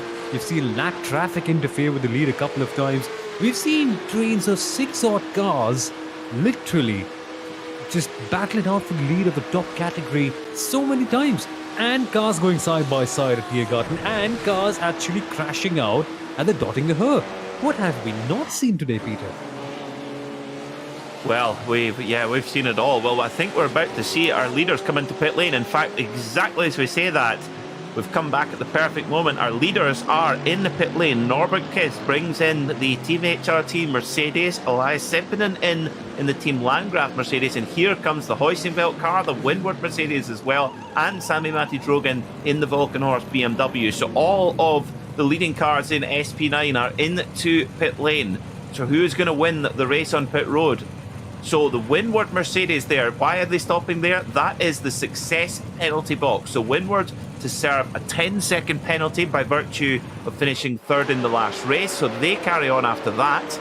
Sami-Matti Trogen has to serve a 20-second penalty for finishing second in the last race. So that will drop them a little bit further down the order, while the others head forward. So Norbert Kiss takes his stop. A quick splash and dash. Now, interestingly, Samil, the track temperature has dropped a bit. It's now just 29.4. It was up at 34 degrees Celsius, and that will make it easier to double stint the tyres when required. Yeah, indeed. That makes it a lot easier, actually, for the teams and drivers, because initially, Peter, we saw in qualifying that everyone preferred to change tyres after one qualifying lap because they thought that the surface was too hot and eventually the grip would wear out in the second lap. But that luckily has eased off a little bit, which means that teams and drivers can worry just a little bit less on that. And this series has been strategically a bit bland, luckily, because it doesn't quite offer many variables in terms of strategy. It's more on what you can do with what you have on the track. It's more driver dependent, which means that sometimes we can see some heroic performances take part, and that can be the difference between one team and the other. But it's not like it's completely shut off. Mercedes right now, the HRT team, for instance, have gone for a bit of a shorter stop. They have gone for a stop of 26 seconds, whereas Landgraf have gone for 33. So I suppose HRT haven't quite taken tyres, and Landgraf have taken two of them, along with their esports, that is. That's diversity, yeah, that's going to be interesting. Well, I'm not sure. I wonder if Landgraf and Door Esports have topped the tank up, whereas... Could be. Yeah, maybe, because, it could be then that the stint lengths aren't necessarily going to be all even, so maybe Norbert Kiss is taking a slight short fill to get the track position and get off and set some hot laps on his own, and of course with a little bit lighter fuel load to be able to set hotter laps as well, with the car being a little bit lighter. So let's see how it pans out. But look at Kita now on board the Team Landgraf car, and Moritz Lohner staying on board for a second stint in the Dora Esports Lamborghini. So after the pit stops then, this is how it is. It's still a Mercedes 1-2, HRT from Team Landgraf, Moritz Lohner for Dora Esports in third. BS competition now with Kesselhut on board the number 89 BMW. That is Julian Kesselhut driving that car. In fifth, we have Mercedes team Heusinkveld in their 101 Mercedes. Mats Thork Husfeldt driving that car now. Kai Kishube at the wheel of the Team BMW Bank, taking over from Bruno Spengler. They're in sixth. Seventh place is Mercedes Team Windward with their success penalty now served. They're 36 seconds off the lead. And likewise, Sami-Matti Trogen again, success penalty served, is 43 seconds off the lead in eighth. So it's game on for those cars, Sumil. With the success penalty served, they can now get their head down and get on with it.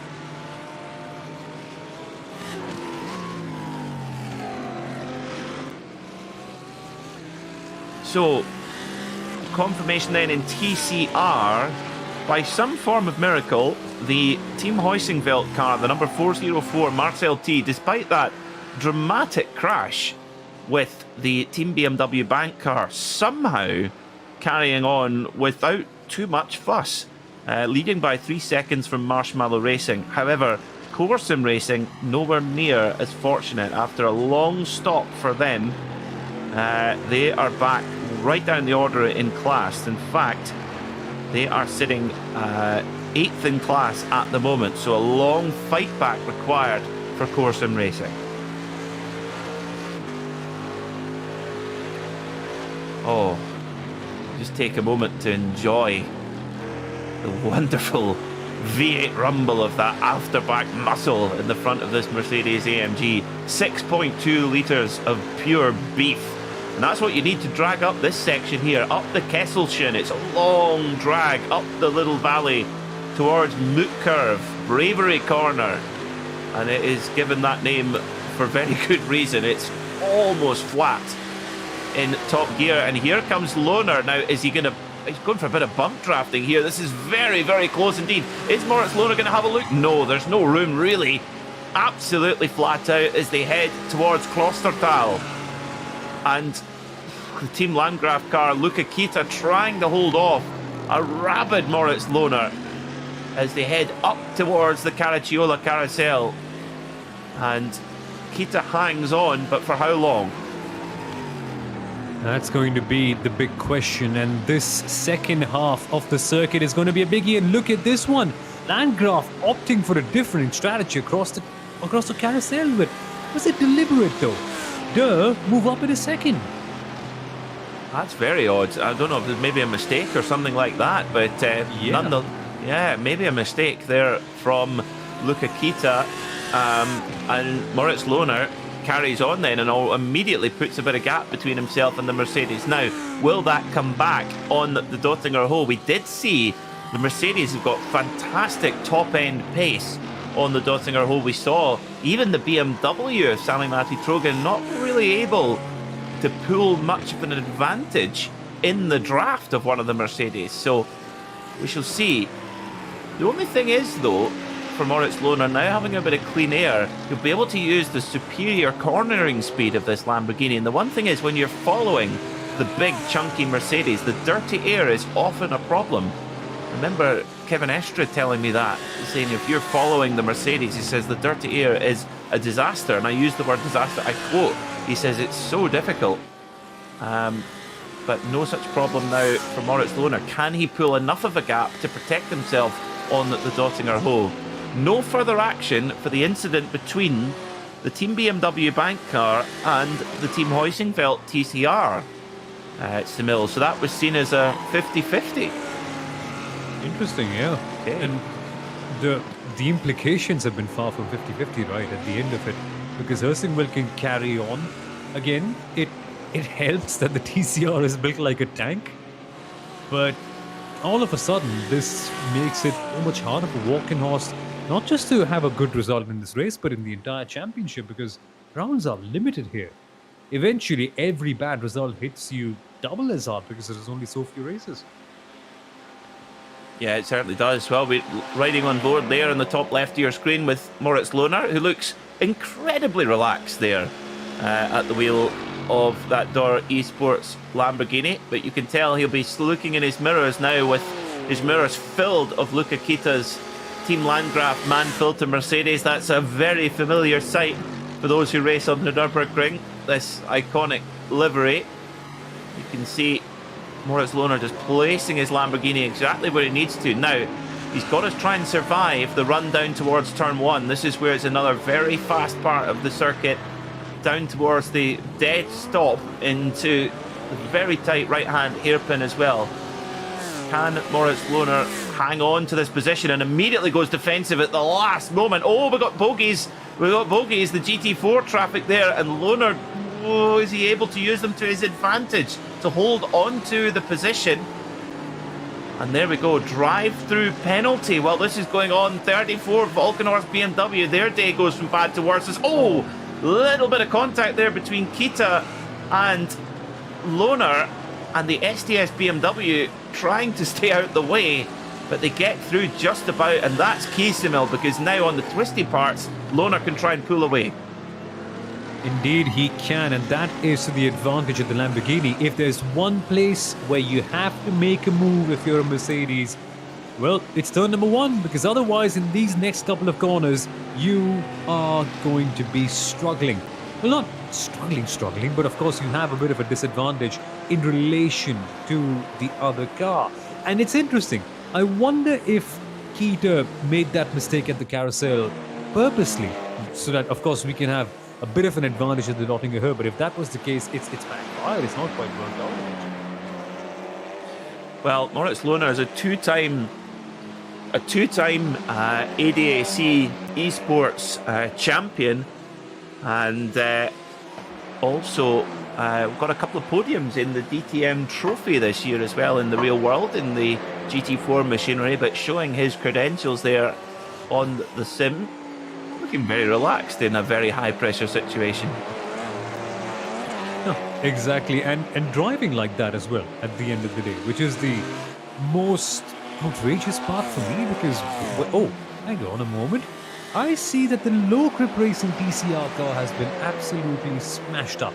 Now, it's not an uncommon sight because TCR cars have had a bit of a rough day over here, but is it impacting them much? Because seemingly at the top of that field, Percival are able to work extremely fine with a lot of damage in the front end. Can low grip hold on in this battle? That's going to be interesting.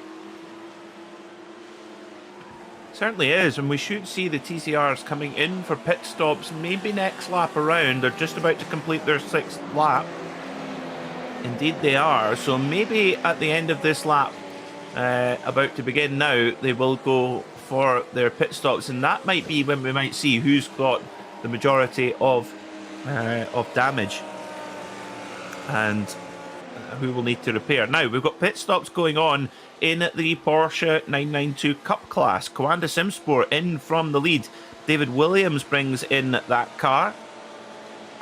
With Team 75 by SimRC in as well. Peter Bump Performance, Asher, WNSE Motorsport, all really the leading Porsche 992 Cup cars in taking their service right now. Who will win the race on pit road with those cars?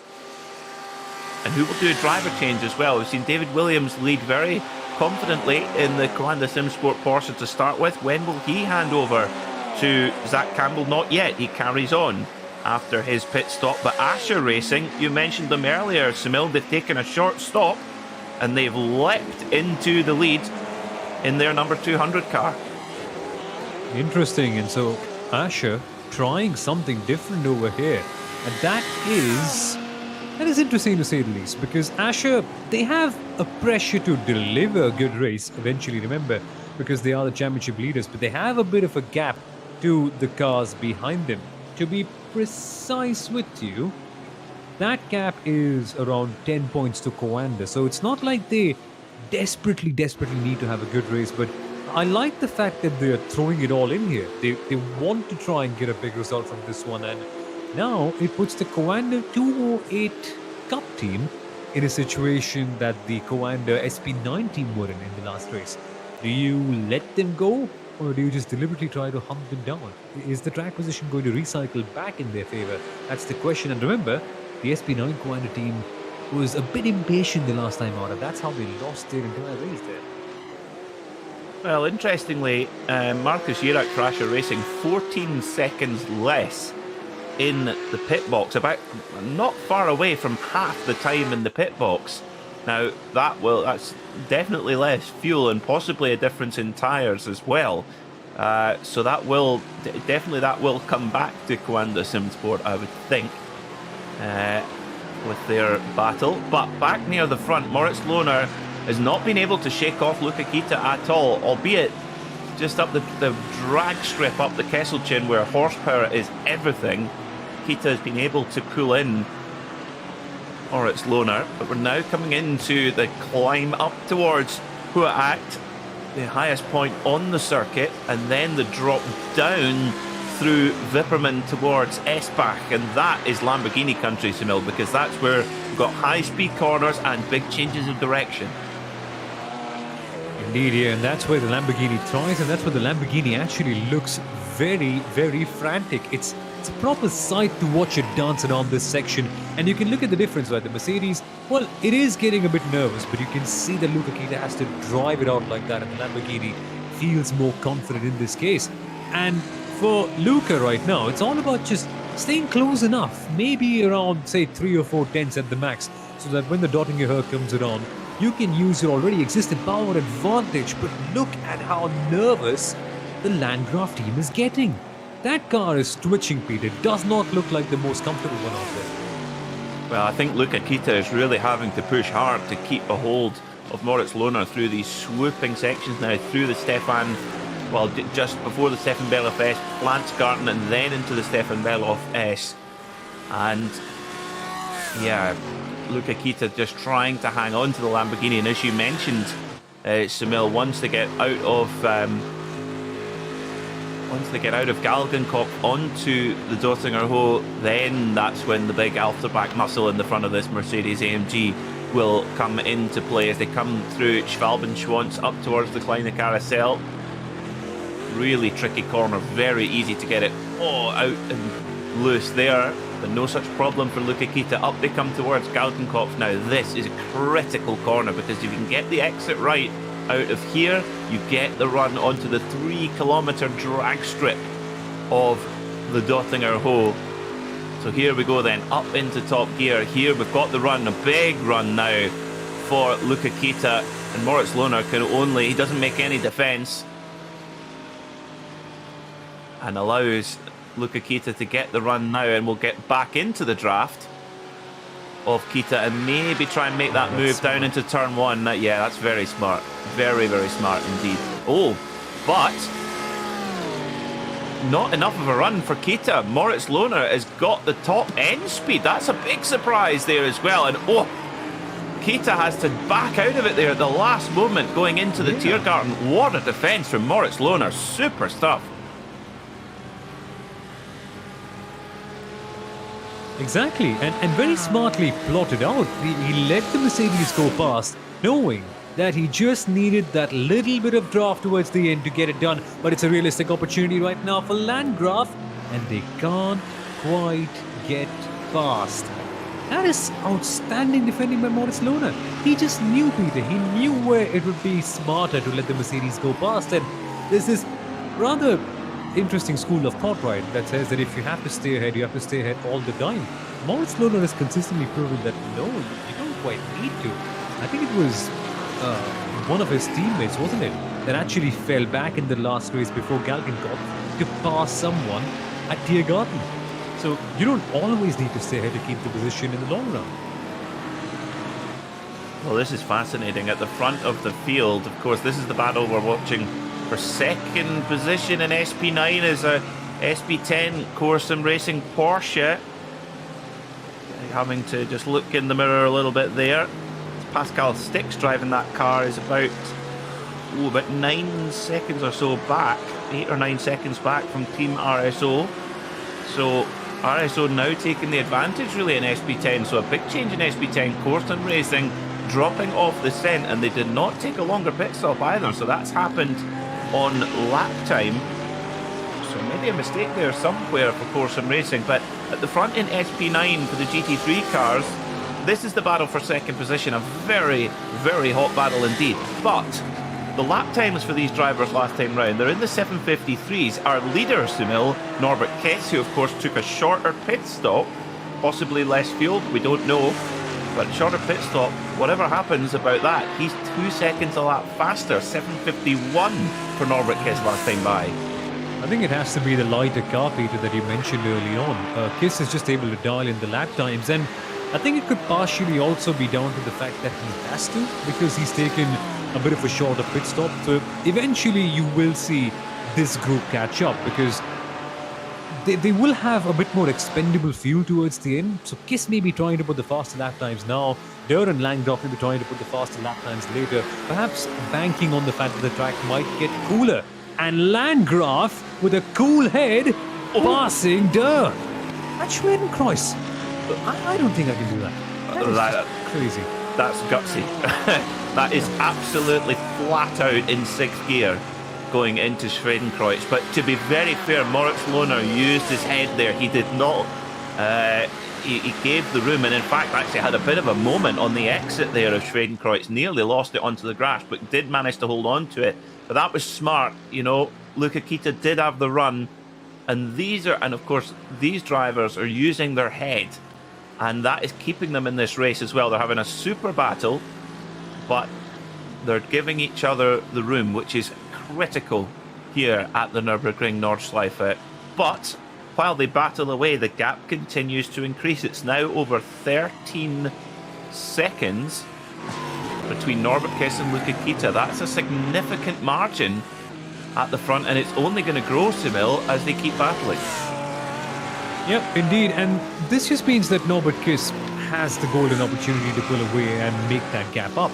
Because Durr and Landgraf, they just constantly will be fighting each other. They're stuck with each other. They will be fighting each other in this train. But it'll take some degree of maturity, which I think both teams have, to not fight and maybe look at the bigger picture.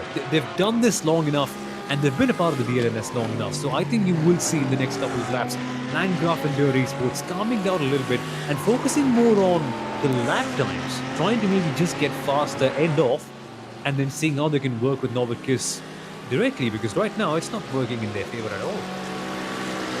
So our TCR leaders now coming into the pit lane, Team Hoisingveld, Marshmallow Racing as well in pit road. Now this is a Goodyear replay of the number 70 car. This is the move then. Luka Kita's got the run out of the Flugplatz into top gear now, carrying huge amounts of speed. Look at that, 220 kilometers an hour, and gets the move done. Beautifully set up.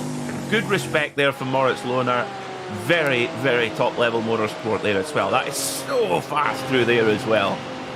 And there's a maturity in Durr, as you mentioned, Peter, is letting it go. That's smart. Yeah, there's no merit in trying to squeeze there and then they end up in a huge accident.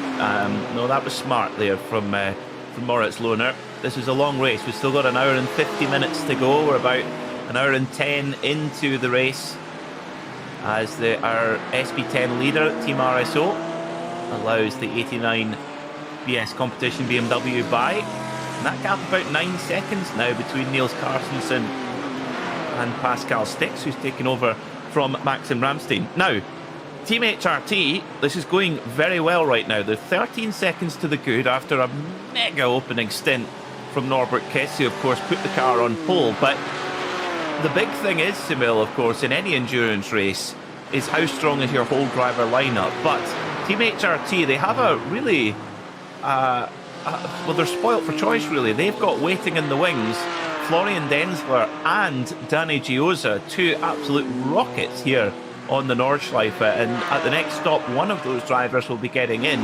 So HRT is looking very good for the championship leaders right now. Yeah, exactly. And when circumstances are going good for you as a driver, that's when your best performance normally gets to come out as well. So in this case, HRT were having a bit of a tumultuous day right from the very beginning. So we couldn't quite see what Danny and Florian could do in the second round. But in the first round, when HRT were having a good day, both of them literally clocked in one of the better stints that you could see from their sim drivers. A very strong middle one from Florian, and the composure from Danny at the end to hold off Marlon. That was quite something. So on the whole, Peter, now that they've discovered that Norbert Kiss can be a really good real-world driver to have, this three-car unit just feels normal, feels natural, feels like HRT again, because I think that's what they missed in the second round. That's why they had a bit of a poor qualifying, and the start of the race was a bit topsy-turvy, to put it that way. They just are on the right footing right now from the very beginning, and that helps. Yeah, absolutely. And of course, we mustn't forget the incredible start to the season from Daniel Juncadella. Of course, real life Mercedes factory driver who put the car on pole, and just a stunning first stint of that race as well. It'd be good if we see Danny again. But, well, Norbert Kiss doing a super job as well. So Team HRT looking very strong at the moment in this Schütz Messtechnik 3-hour race. Hope you're enjoying the coverage here on the LEGO Technic live stream. Just 2 rounds to go after this one in the Digital Nürburgring Langstrecken Series. The MG Team HRT lead in SP9 in the 992 Cup class. Led at the moment by Asher Racing, but Coanda Simsport, David Williams closing the gap down. And Asher Racing have got a longer pit stop to take next time after a short stop at the first trip to the pit road. Team RSO Porsche number 397, Niels Carstensen leads by about 9 seconds or so from Corsim Racing Porsche. Pascal Stix, they'll lead the championship at the moment to Corsim Racing. And in TCR, after the pit stops, they're now on to their first flying lap now after the pit stop, and Team Huizenveld, the team with 9 lives, lead the way by 7 seconds. Not often will you get away with a crash like that, Simil. Yeah, and their pace also seems to be pretty strong.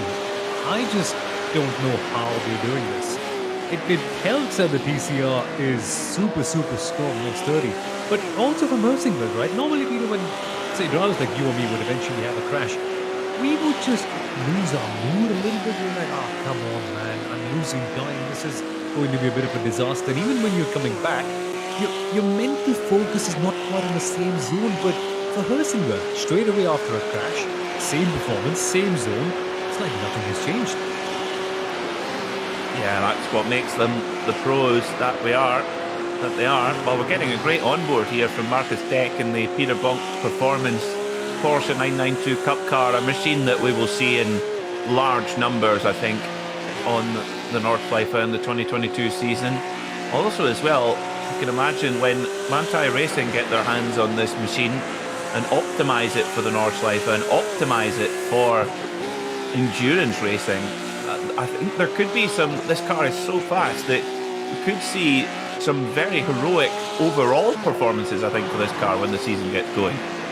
Yeah, so true. And speaking of heroic, I mean, the word just brings in a bit of a negative connotation at the same time as well, because remember, it's the Nürburgring. There's always that feeling that you want to go faster, want to push the car to the limit.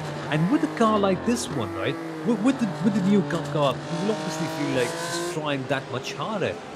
Heroic attempts might also mean a few heroic crashes, and that could be spectacular. Hopefully, if everyone is safe, because this car is mighty quick, almost like a GT3 is.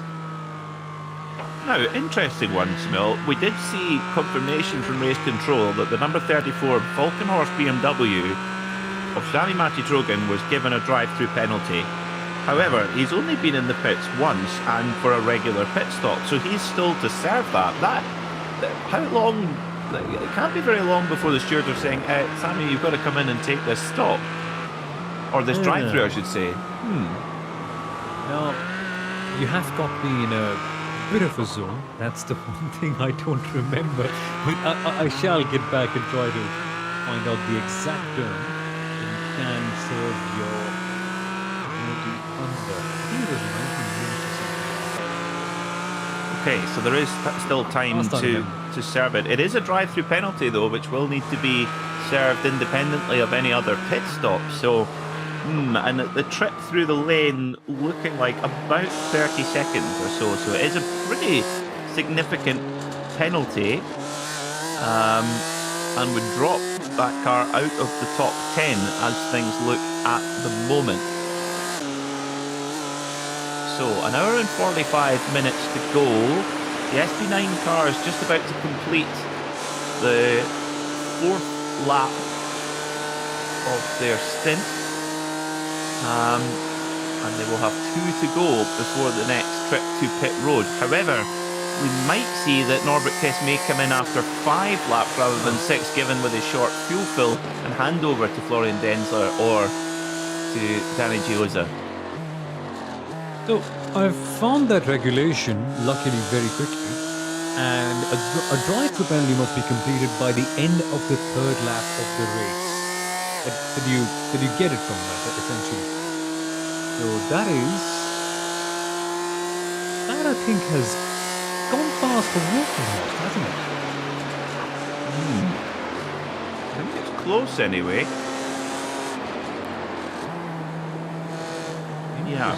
Interesting. If anything, we'll see race control flag it up on the race control sheet if it's not served within time. So let's actually wait and watch if Walking Horse will get a penalty for that one. But yeah, they haven't quite come in yet, which is a bit strange. Yeah, that is very strange. Yeah, so we'll see what happens there as we see a battle in SP10, the 333 STS BMW, which is the top BMW at the moment, battling for 5th in class with the number 360 WSE Motorsport Porsche. Ruben Piotrowski driving that car. Loris Brock in the BMW. Brock, now that is a name that is evocative in motorsports, of course. I doubt he's a relative of Peter Brock, but you never know. I mean, if he is, how cool is that? And just the weightage of the name. Yeah, it's quite some. And at the Nürburgring, it's crazy. Actually, speaking of names, I forgot which team had a driver who officially got the title Lord Schleifer in iRacing. Oh, good question. I don't know, to be honest. We had it in the first round, didn't we? We had them for sure. Schleifer. Yeah, now it's coming back to me now. Yes, I'm not sure, but you've got to be quick if you're going to be called that. That's for sure. If you're called Lord Schleifer. Well, there's of course the nobility has got a very important part in the history of the Nürburgring. Of course, Kaiser Wilhelm II was a big fan of motorsport, and he announced after the Kaiser Prize race in Tornis in June 1907 that they would build a racetrack, and he actually was he had to flee Germany and take exile in the Netherlands, but the Emperor's wish was eventually granted when the Nürburgring was built in the 1920s. Now, a warning, or penalty, sorry, for the 89 PS competition, but what was the penalty? I missed that. That could have big championship implications as well. That car running in fourth at the moment.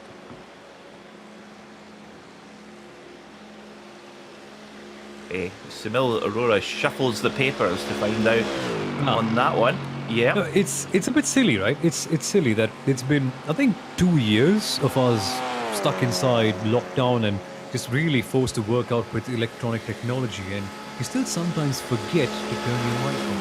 It's silly on my end, but BS Competition, second in the championship, only 1 point behind HRT, and as it stands, they're having a decent day, right? HRT are running away with it, but eventually, in the next race, HRT will get a success penalty, and BS Competition won't if it stands as it stands.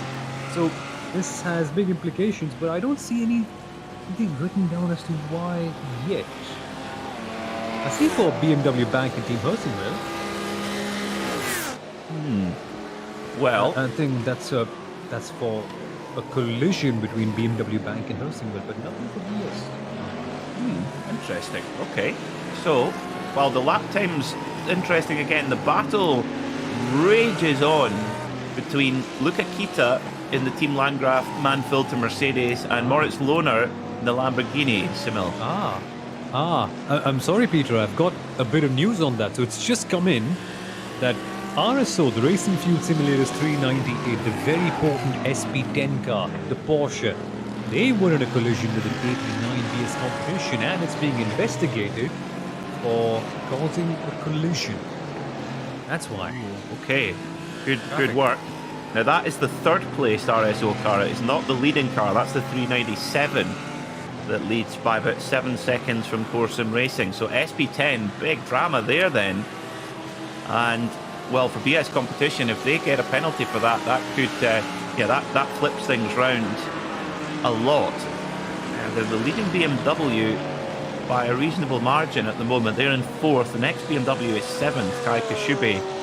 At the moment, 4 Mercedes AMGs in the top 6, so it's been a good day for fans of the Alterbach factory.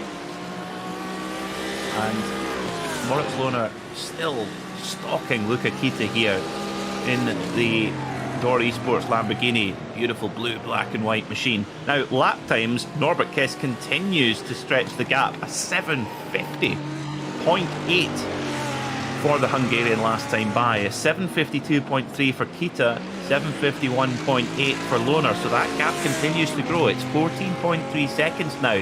Now, Norbert Kiss is on to the 5th lap of his stint. I would suspect, Simil, that we will see Norbert Kiss come into pit lane at the end of this lap and take a little bit of a longer stop with fuel, a new driver, and probably a set of tyres as well, I would think.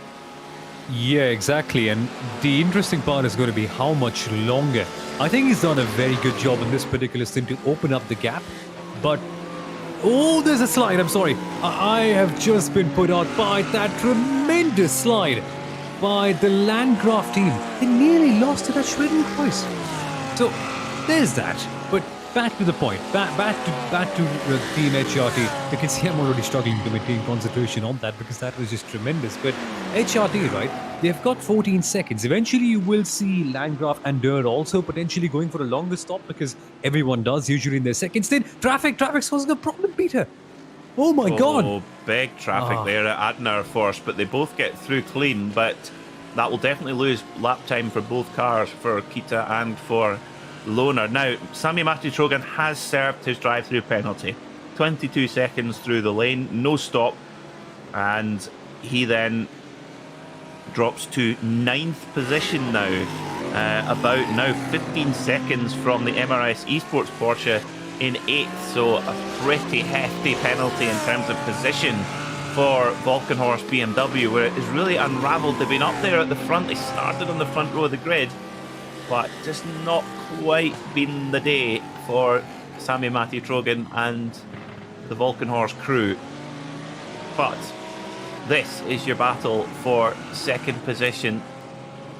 Mercedes versus Lamborghini. And Lamborghini are a factory who don't have as much representation in the Nürburgring Langstrecken series as Mercedes or Audi or Porsche or BMW do. However, they do have some representation, of course, most significantly by Conrad Motorsport, Franz Conrad's outfit, and they've been so fast in the 2021 season, but it's just not been able to come together for them in the race. But I think, Simil, I've got a prediction. I think Conrad Motorsport are going to get an NLS win, maybe even an N24 win, possibly. And that would be the first for an Italian manufacturer for a very long time. Yeah, it's crazy how Lamborghini are able to hold up that banner, right? We don't quite see Ferrari's race over here in the DNLS, so it's Lamborghini or nothing in this case if you're in your Italian car loving phase, essentially. But for Lamborghini, it's also been iffy, right? It's been very conditional in terms of their performance. It's a very mercurial car, this one, that only a few teams are actually able to make it work properly, and Durr are one of those who have understood what it's actually like to get this car to race at the top level. Yeah, it's a very solid package here on the iRacing network, and a very solid endurance racing car. Of course, winner multiple times of the of the Daytona 24 hours, the Sebring 12 hours as well. So it has the credentials, that's for sure. But here at the Nürburgring, it is not quite the exclusive playground of the German manufacturers, but certainly close. It's a very, very important racing platform for each German factory, not only for development of vehicles, but also for success in marketing of those vehicles as well. So, it will not be long before we get Norbert Kiss coming into pit lane, we think, for the dash to the flag, handing over either to Danny Giosa or to Florian Denzler. And Team HRT, the championship leaders, looking very strong at the moment. In the 992 Cup class, that is still Asher Racing leading the way, but only by about 5 seconds from David Williams for Coanda Sim Sport. Now, special mention here for the orange BMW in 7th position, Schütz Sim Racing. Of course, Schütz Messtechnik, our sponsor today for this 3-hour race. Many thanks to them for their support of this wonderful championship. And it's been a good day for that BMW after a great start, Simil. It has, but it could have been better because Schütz BMW was somewhere in the top 5 as far as I can remember. So I am a bit surprised to see why they have dropped down, because in the first lap they were somewhere in the top 5, second lap, and suddenly they are back down to be number 7. So again, it's turning out to be a good day. It's only that it could have been a little bit more, but I hope that they're able to salvage a great result from this one. Because there's still a lot of time, and that car has shown potential, especially in qualifying here today. Yeah, very good potential indeed.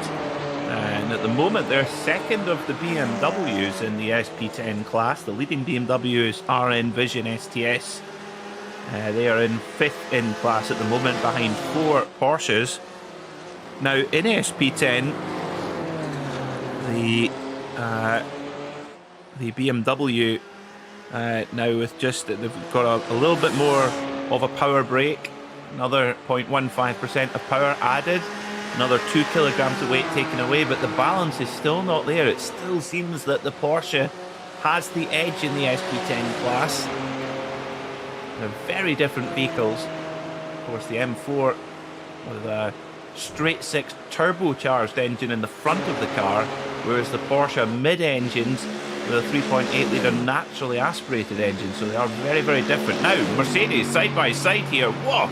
Down into the Tiergarten. The windward car just sneaks in front of the hoisting belt machine. That's Jack Sedgwick on the chart now.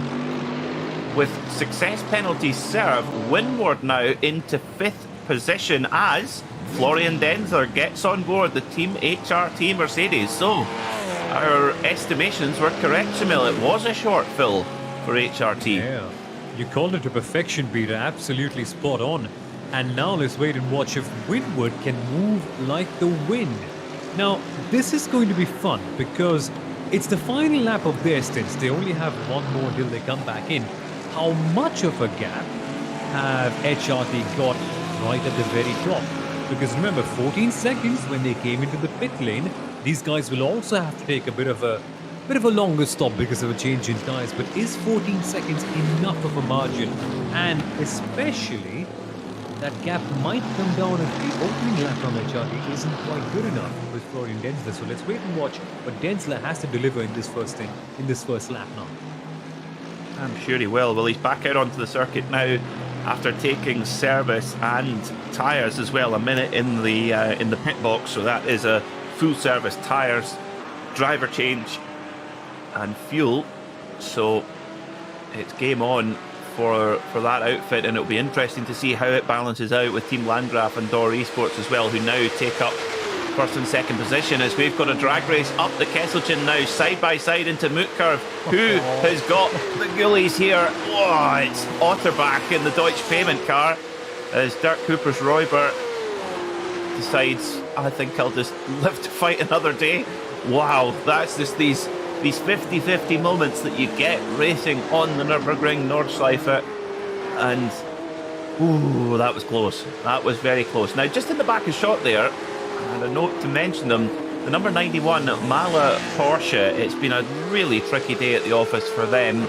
Ryan Barneveld now on board, but they're long way down the order. In fact, they're in 28th overall, so long behind a lot of the 992 Cup machines, but they've been into the pit lane on 4 occasions, so they've definitely been nursing damage from, I think they were caught up in that incident on lap 1, Simil. We didn't see a replay, but judging by the time, I think that's what's happened. Yeah, Marla, of course, they had that. They had the success penalty from the last round as well. It's that, everything could go wrong, has gone wrong for Mahler and almost did for Deutsche Payment. Had they just not feathered it on with the throttle, that could have been a big Deutsche Payment to the spares department. That could have been costly. That could have been costly in terms of real money if this was real life, but in terms of this race, time lost as well. How did he save it, Peter?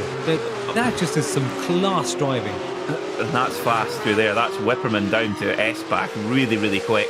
And in one of those 992 Cup cars, you have no traction control, no ABS, nothing. You're on your own. And of course, it's still a relatively rear biased car in terms of the engine positioning. It's still a 911 after all. And that was tricky. But Ryan Barneveld getting hugely caught up here in traffic with Marcus Unkoff, which is for position. He's in 17th in class, but also with the 992 Cup machines, just cannot get the move done. So it's been a really tough day for the Mala Porsche team, but they will be back, make no mistake. But it's going to be very difficult for them to score points. But as we've seen, it's a long championship, and it can easily go wrong for any team. It will not be. I have a feeling, Simil, that it's going to go right down to the wire in our 5th round, which comes up. The LEGO Technic 3-hour race comes up on the 6th of March. The next round on the 13th of February, the Happy Racing 3-hour race. And now Ryan Barneveld gets his opportunity to get the run on the Dottinger hole and takes 17th position. Or does he? Just. And can he get by the Deutsche Payment Cup car here now into the Tiergarten? Yes, just about. And puts the Cup car in between. That's very smart there. Gutsy from Ryan Barneveld, but gets it done and fighting on. We love it. You can tell they haven't quite forgotten how to race, right? It's just a bit of a tricky day, and that's how they eventually are languishing so far down. But it may be a blessing in disguise, Peter. Because remember, HRT had a very similar day in nature. Bad race start, success penalty, bit of damage in this last race. But the way... sorry. But the way they've actually bounced back in this one, they've gotten rid of a success penalty and they can maybe channel their efforts more towards the race where they know they'll be strong. So the next race, round number 4, that is going to be a very important one, and Mahler have to swing it out of the park in that one, which means that if they do, race number 5, they may get a success penalty, which complicates it even more. So do you want to perform or not? Oh, it's odd. Well, win a championship here. It's a tough one, and the points, but the thing is the top 3 positions are heavily rewarded with points. The points really drop off in order after the podium position, so it is worth the while to get those points on the board. But yeah, that is a very good point. Team HRT, the championship leaders, had a shocker last round. They only scored 1 point. They scored 15 for their win in race 1. So nobody's had the perfect run really in this Digital Nürburgring Langstrecken series, and that is really what racing on the Nordschleife can be about. It's so easy to just take one slight misstep. You don't even need to take your own misstep to get a super shot there. Great work from our camera crew of the Alpecin anti-balding shampoo Volkenhorst BMW, which is as it was in the last round, Semil, carrying some front damage, which is really hurting the pace. Yeah, but in the last round it was more marginal as a result of curb strikes, is what we heard. In this one, it's more direct. It's as a result of that incident we saw the Walkenhorst team be a part of. So clearly, Walkenhorst not having ideal races, which is frustrating, isn't it, Peter? Because we've always seen that Walkenhorst have got that acumen and they've got that pace good enough to potentially win races, but there's something or the other here or there.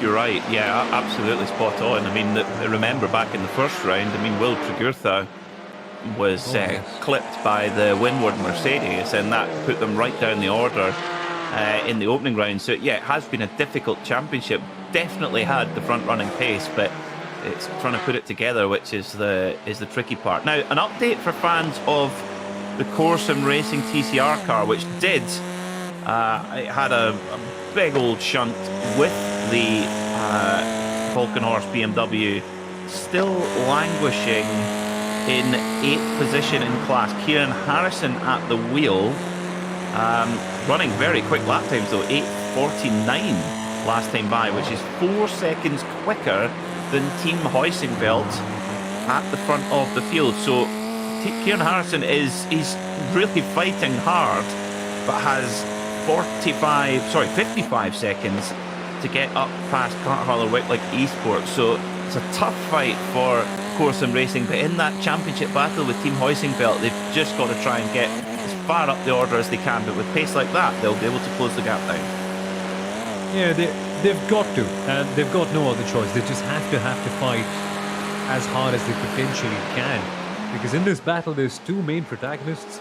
It's highly unlikely that a third team might come in there and perhaps change the equation. So you know that when it's you up against another team, you just can't leave anything to chance. You've got to give it all that you've got. Who knows how things might play out, and eventually I think both teams will be getting success penalties. So you've got to give it everything you've got to. You've got, rather.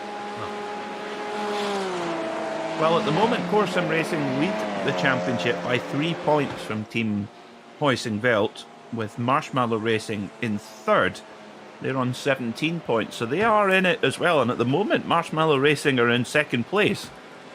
So although they don't have the ultimate pace of Heusingveld or Corsim Racing, they've been consistent, and that is critical as well. Yeah, because I think both Heusingveld and And Kona have had a bit of a bad day apiece, haven't they? So it helps out to beat them, but I guess eventually it will hand back down to the quicker teams. I get a feeling because they've got just too much space not to have a few good races. I think at the max they'll just have one bad round, so it's going to be hard for them. But if they can get going, Marshmallow as well, yeah, it's turning out to be a great year for them. So we've had some pit stops near the front in the SP9 category. Pit stops for Team Landgraf, Door Esports and BS Competition, and indeed Team Windward, Team Heusenveld as well, all coming in. They're just slightly off strategy compared to Team HRT, who have now reclaimed the lead. So Florian Denzler leads by 11 seconds from Luca Kita. And in the Door Esports car, we have had a driver change in that machine. The number 20 Lamborghini, we have Nico Nuninghoff driving that machine. There he is. Now, side by side there, the 34 of Dominic Stabe now taking over from Sami Matti-Trogen. So, it will be just one more pit stop to go from now. So who has got the aces to play at the moment is looking very good indeed for Mercedes Team HRT. Landgraf looking good as well. Door Esports in third in their Lamborghini. Just about 4 seconds back from Landgraf now. So through the pit stops, Samil, Landgraf have been able to put a gap between themselves and Door Lamborghini. Exactly, they have. And this is all that they needed at this particular stage. They have got that margin, which means that they can focus on one target, HRT. And this is just the best thing possible for them, isn't it? That now they don't have to worry about Door. And they seem like such a realistic threat all the way through. They were fighting with them at the toughest of corners. It's just an unnecessary headache. And Landgraf have gotten rid of that headache. They can only focus forwards and not back now. I think we could be in for a bit of a photo finish, Peter, but that's only if Landgraf can actually shed up and lose that time to HRT, which is 10 seconds. Do you reckon it happens, though, in 1 hour and 20 minutes? It seems dicey, but I want it to happen desperately. Well, who knows? We will see. As you see, it's a Porsche drag race here, with the number 91 Mala Porsche and SP9 making the way around us. Oh, look at this, drafting. Phoenix Racing, that's so clever. Phoenix Racing 992 Cup car gets into the draft of the SP9 machine, the Mala car. And I think, is that the Asher Porsche that's at third in the queue there as well? This is stunning, using the SP9 car as the perfect drafting tool. In fact, no, it's not. It's the Phoenix car. Oh dear. It's now the Phoenix car that had problems earlier on, and it's the 246. Yes. The German sim racing car that got taken that's what I was looking for. Yes. Who goes into pit lane after all that excitement. Come on, should have waited for a bit longer. That was fantastic. Yeah. That was always in a way. Yes, that was very, very clever there from the Phoenix Racing Cup car. That's of the 205 of Alpert,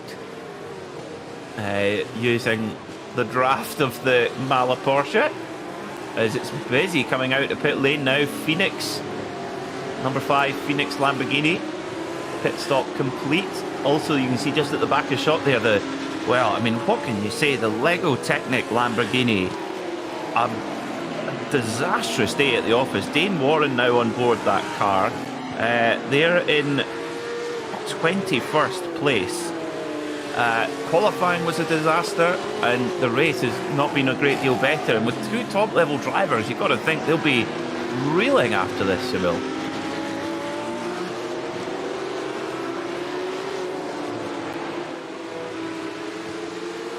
It's just not what we expect from those drivers running out the Coanda SimSport outfit.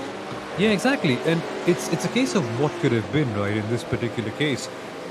But it's not the end of the world. I think it's still an opportunity for them to salvage what they can of the next two races, but it's frustrating to know that there's so much performance right there in the bag, but for some reason or the other, things just don't quite materialize all the time. And I wonder why. And they will be having a serious look at it, because a brand as big as Goodyear, you want to be winning every time you step on the field. Absolutely, yeah, that's how they go racing. That's for sure. Well, this is the 3-hour Schütz Messtechnik race of the Digital Nürburgring Endurance Series, presented by Goodyear Tyre. An hour and 17 minutes to go in this motor race, and we'll have all the action live here on the LEGO Technic live stream. Who's your pick for the win? It's looking pretty good for Mercedes-AMG at the moment. And we've got just enough time for a quick Goodyear replay here as well. Whoa! Big smash for... and brings the M&J Mercedes in there as well. Well. That was one of the Lamborghinis. I think that was the Kirtland Racesports number 21 car as well. Well. Do not go anywhere. We'll be back in just a moment here on the LEGO Technic live stream for more from the Nürburgring. Don't go anywhere.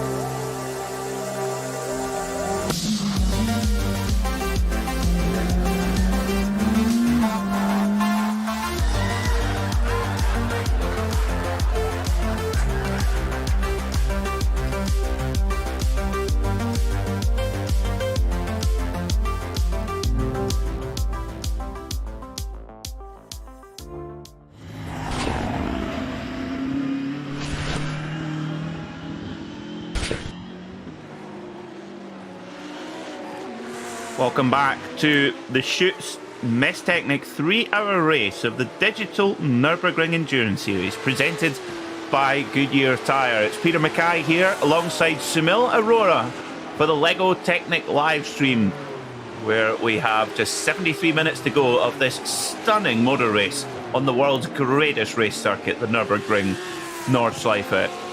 Well, Sumil, it's looking good for championship leaders, Mercedes-AMG, Team HRT, Florian Denzler at the wheel, a 7-second advantage over Luca Kita for Mercedes Team Landgraf, but I have a feeling this race is far from over. Exactly, and I remember discussing this, I think 5 odd minutes ago, Peter, maybe even less. that it's going to be hard for Landgraf to close up a gap of 10 seconds, but in that margin, in that period, they've closed up 3 seconds. I was saying 1 minute, 1 hour, 20 minutes to go. Is 10 seconds going to come down? I think it could. They've already closed down 3 seconds in the last few and actually make that 3.25. So HRT could be in some serious trouble as Landgraf, well, they're covering some land.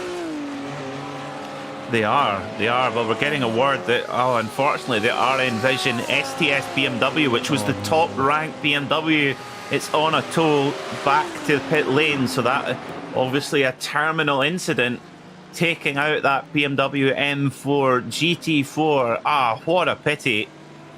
And that then means that the top BMW now is in 6th position. That's Ringfazart Sim Racing, followed closely by Schütz Sim Racing with their orange BMW as well. So we'll get a look at it in a moment on our Goodyear replay. But if it's a tow back to pit lane, it's usually a pretty big one. So Door Esports now have the very close attention. They've lost the touch of Team Landgraf. Luca Kita finally able to shake off that blue Lamborghini, but Door Esports now have to focus their attention on BS competition. The number 89 BMW, driven by Julian Kesselt, who is really on the charge. Julian, last time, well, we'll get a look at a flying lap in a moment, are coming out of pit lane, but closing the gap down visibly there. Just a couple of car lengths in it. And that BMW BS competition looking very racy. Now, here's our Goodyear replay. What happened to the STS sim racing car? The Phoenix Racing Porsche behind. Oh no! Oh no. Gives them a huge help into the barrier. At the Hatson back and onto the roof. Oh, for good measure. Can he stick the landing? Oh, yes, just about. But I think a quite significant penalty might be coming the way of the Phoenix Porsche Cup car there, Simil.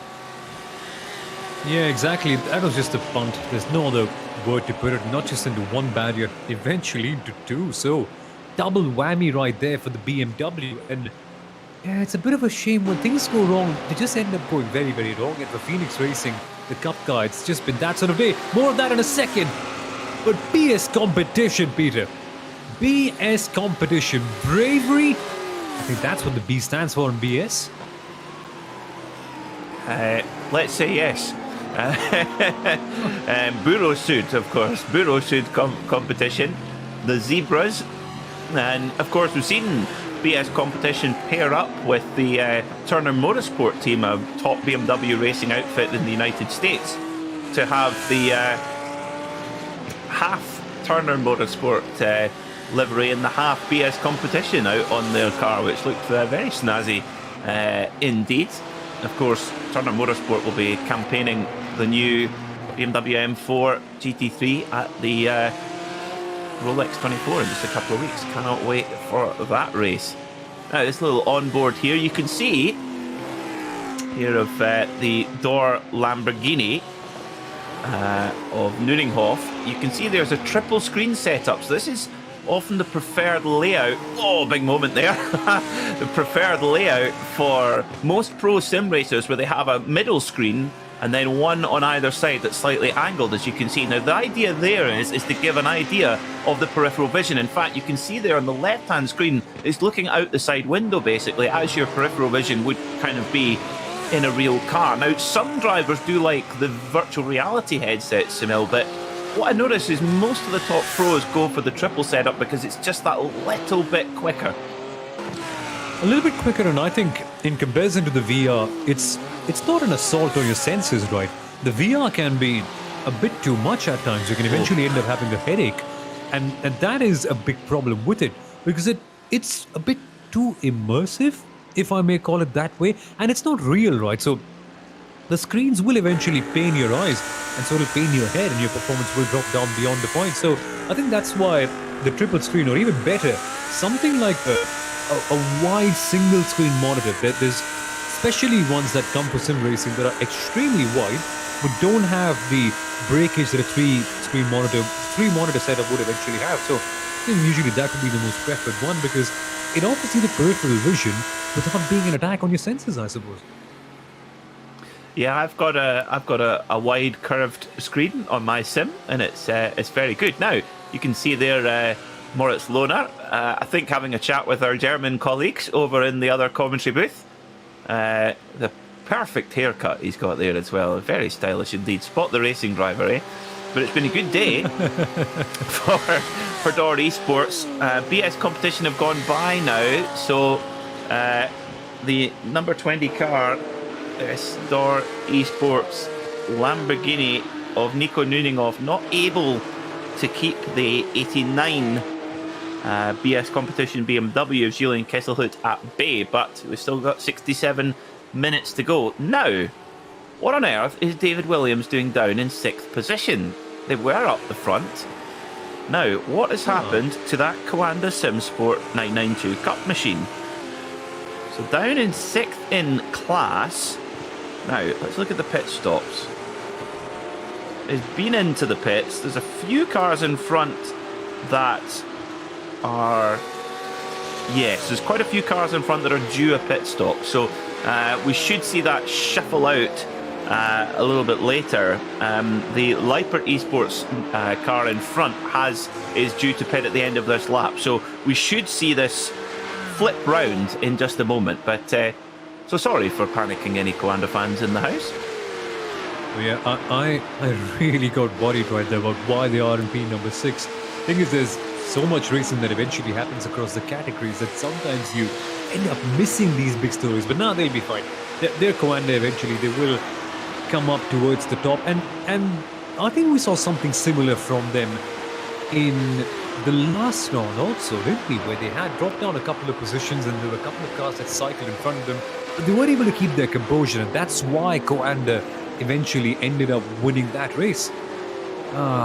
Just that first round, Peter, could have been like that. Yeah, that was just really, really unfortunate in that first round. A car crashing right in front of them and nothing they could do. But they're fighting back, and fighting back well. The Coanda SimSport team, but won't want to get held up too long here behind Yannick Botkov for Leipert Esports. Of course, Leipert running their Lamborghini at the 24 Hours of Dubai. Now, race control, collision between cars 333 and 205 under investigation. That's not a surprise. That's the STS BMW, which was, well, taken back to the paddock on its roof, smashed to pieces, and the 205 is the Phoenix Porsche, which carried on. But yes, we'll see what the stewards have to say about that one, because it was, race over for STS, who were fastest of the BMWs in SP10. So down towards Brünchen. This is where a lot of the fans gather for the N24 and NLS races as well. And then up towards Ice Curve, which I'm reliably told is actually, no pun intended, is actually quite slippy. Maybe that's why they call it Ice Curve, I don't know. No, but in all honesty, with these cars, every corner would be slippery, in the Cup too, considering that you are the traction control in this car. And you, of course, are the anti-lock braking system as well. So eventually every corner might feel just that little bit more special with this car because it's such a driver's machine. Yeah, it is a super car to drive around any circuit. So drive-through, there you go, drive-through penalty. That didn't take long. Drive-through penalty, that's number 205. Luca Alpert for Phoenix Racing Porsche in the Cup class. Currently sitting second in class. Okay, they have to pit, but they have to pit and then do a drive-through penalty after that. So that will drop that car right back down the order. That's a costly error, Sunil. Very costly. Yeah, and it's essentially Halloween come late for them in a way. It's just that kind of race for Phoenix Racing in the Cup category. And you can't afford it. It's a bit of a dumb thing to say that you can't afford it because, of course, it's so obvious. But the fact of the matter is so many of these other teams are so close. The margins are so small. So something like a big drive-through penalty just puts you all the way at the back and you can see how close things actually get in the Cup category. And nobody is eventually given that much of a margin. Coanda take that margin away, which just emphasizes the point. When things are so close, you can't afford a penalty like that one. Well, the leaders in the Cup 2 category are now coming in to pit lane as David Williams for Coanda Simsport, having done the pit stop, heads through and circles back to nearer towards the front of the pack. However, the leader is still Martin Ascher for 3h Racing. There he is, the number 200, our championship leader, don't forget. And now, a little bit different strategy to the Coanda team. Martin has done 3 laps. This is his 4th lap of the stint, and Coanda they're on to their 3rd lap of the stint. Yeah. So, I wonder what's at play there between Ascher and Coanda. Now, David Williams, of course, has been in the car for 2 hours. It won't be long, before the TSV Rhineland Lamborghini goes through. But yes, it will not be long before Zach Campbell gets on board the Coanda machine. And that, if anything, will just make it more frantic, because Zach Campbell is someone whose driving style is, let's just say, not for the faint-hearted, to put it easily. So that's going to be an even more crazier thing. But yeah, Coanda, I think, naturally will be able to get past. It's just what Asher can do in that final stint, and how much further behind are they? Because this is an artificial lead, isn't it? Eventually, Asher has to fall back down. Coanda will come back up, but how much closer will they be after their stop? That's going to be the big question. Have they gained or lost something? I think they were around about some 6 odd seconds behind at the start of this whole kerfuffle, weren't they? They were indeed, yes. And well, back at the front, talking of a gap reducing, the gap is coming down. Florian Denzler is simply not able to match the pace of Luca Kita in the Team Landgraf Mercedes AMG machine. 2.4 seconds is the gap now between the 2 leading Mercedes. Florian Denzler holds the lead for now. Oh, watch out! Oh, watch out indeed. That's David Williams getting a bit caught out there in the Coanda Porsche Cup car, actually getting held up by an SP9 car, which should in theory be a bit quicker, but that Phoenix Lamborghini clearly nursing some damage, and that's really held David Williams up. That was a close one. That really got close, and with Coanda, with their colours at the Nürburgring, you just have to have flashbacks of the last round, where Josh Rogers eventually just, I wouldn't say made a big error, but made a slight error in judgment that cost Coanda that SP9 win and a whole heap of points. That could have been similar. I just get a bad feeling whenever a Coanda car now just is stuck behind another faster car or slower car, whatever it might be, at one of the tighter sections of the Nürburgring. It's scary. Yeah, that was very close for that outfit. I'm sure that was a deep breath behind the wheel there for David Williams. But yes, the gap continues just even through that stage. 1.9 seconds now, the gap between the leading SP9 cars. In SP10, Niels Lawrence still leads the way, and the gap down a bit to 7.3 seconds, and Maxim Ramstein is taken back over from Pascal Stix in the Corsim Racing Porsche in that white and orange machine. But RSO hoping to score 2 wins in a row, and that would be huge for their championship aspirations, and haul the gap down a little bit to Corsim Racing. Corsim Racing lead the championship by 10 points, but would close that down to 6 if they finished as they are right now. So Niels Lawrence fighting hard for Team RSO as we head into the final hour of this 3-hour Schütz Messtechnik race. And it is game on. It's game on in SP10. It's game on in SP9 as well. With the GT3 machines, the gap is now just 1.7 seconds. So Luca Kita is just tearing time out of Florian Denzler. I wonder, Sunil, this isn't like Florian Denzler. I wonder if he's maybe suffering from what we maybe call the Matti Trojan, with a bit of damage on the car, possibly from hitting curbs. Now, that's only a working theory, but it's only speculation. But this is not what we're used to seeing from Florian Denzler. Yeah. No, we normally expect a very, very solid stint from Florian, but I think we could flip the table around the other way as well. We could maybe say that Luca Kita is doing an extremely good job, that even Densler's great driving just looks ordinary. Yeah, Luca Kita last time was certainly on it, set the best lap of that car's race, 7:50.9 for Luca Kita. It was a 7:53.9 for Densler last time by. So, yeah, definitely a change in fortunes so far. And again, we are going to have a thriller going down to the last moment here in the Digital Nürburgring Langstrecken Series. And David Williams now with a bit between his teeth. He's not let that little moment get to him, and trying to run down Martin Ascher for the lead in the Cup 2 category. As they go through Wipperman, trying to be careful on the curbs. David Williams not taking too much curb, because it can really unsettle the car. Oh, yeah, he's pushing. Oh, is he pushing? Coming through to S-Pack there. So in TCR, Team Heusingveld hold a 17-second advantage from Marshmallow Racing, who have had a great day at the office. And they're in second with Undici Scuderia in third, about 40 seconds further back. But here's the gap then.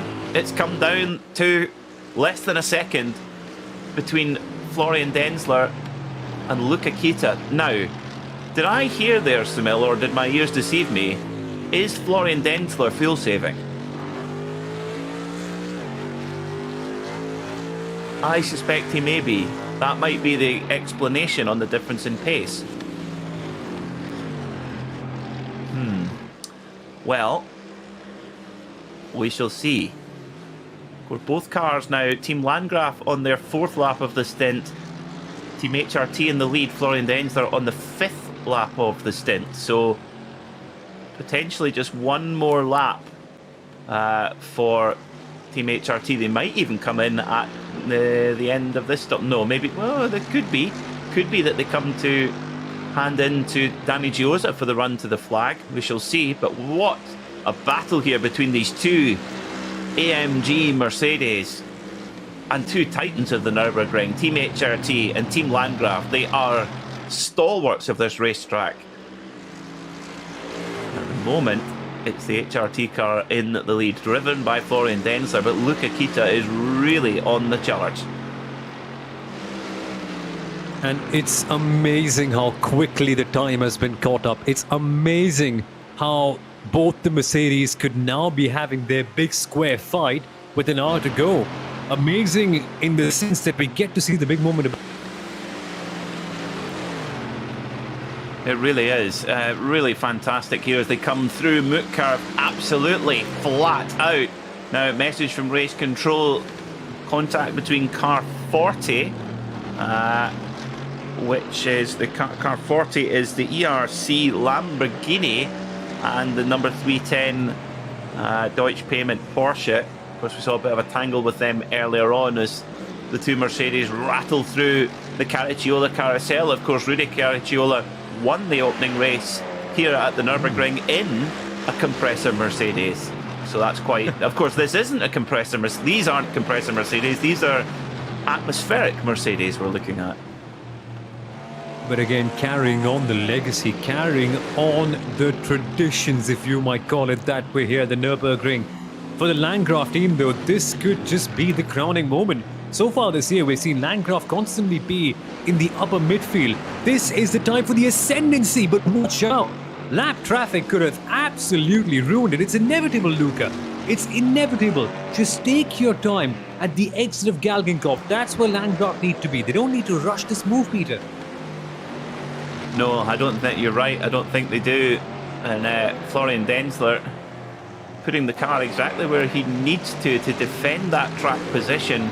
But where are we on strategy? What is the plan? We are into the pit window now, where we could see, and indeed a drive-through penalty for the ERC Lamborghini. That's not a surprise for that incident earlier on. But yes, doing the quick maths. Oh, this is tight. We're getting... Well, actually, now I wonder. The Bilstein HRT Mercedes may well have to go one more lap into the race too. Yes, I think they do, actually. I don't think they will be able to pit and get to the end. So that, I bet you that is why Florian Denzler is trying to be light on the throttle pedal. And at the same time, Luca Kita is also pushing on. He knows that it'll be better to get that advantage before HRT pits. It just psychologically adds a little bit extra, like you're the one chasing right now.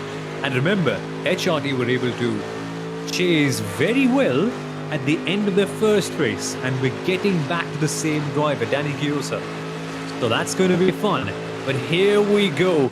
This is when the lead changes back.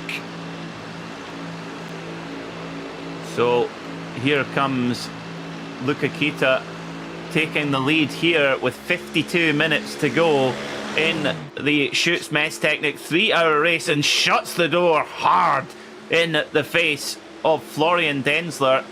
Now, if Florian Denzler is worried on fuel consumption or fuel left in the tank for the run to the flag, may well be quite happy to sit here behind Luca Kita, but he's got to stay with him. Whereas Kita, we think, can put the hammer down. Over the line they go. Let's see what the lap times are going to be. 7:52 for Luca Kita, a 7:55 for Denzler. You have to think that Denzler is fuel saving here, Samil. Yeah, he has to be. He has to be. He's got one more lap left. Ideally, you go 6 laps. And remember, we saw a little bit of discrepancy between both the teams in that middle stint. So that is why you're seeing this happen. We saw HRT under-fuel during one stop, which is why they went 5 laps for one. They're going to go 6 for this one. But this just means, Peter, that they have to be on this relentless pursuit of fuel saving in the second stint as well. So if anything, I think this could be going the Landgraf team's way, because HRT aren't quite done with their fuel saving right now. Well, we're going to see how this is going to shuffle out. And don't write off BS competition. Julian Kesselhut is slowly but surely chipped away at this. 7:52 last time by for that 89 BMW. But Jack Sedgwick, Samil, wow, 7:49.449. That's the fastest lap of the race by anybody.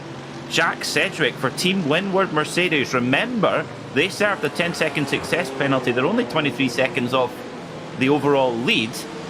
What a run this has been from Team Windward. Could we see a podium for Sedgwick and Suninen? I think we very well could be, and Suninen has to be given a lot of credit for that one as well. Because in the first stint, he was just rock solid, which is what you need from your real-world driver.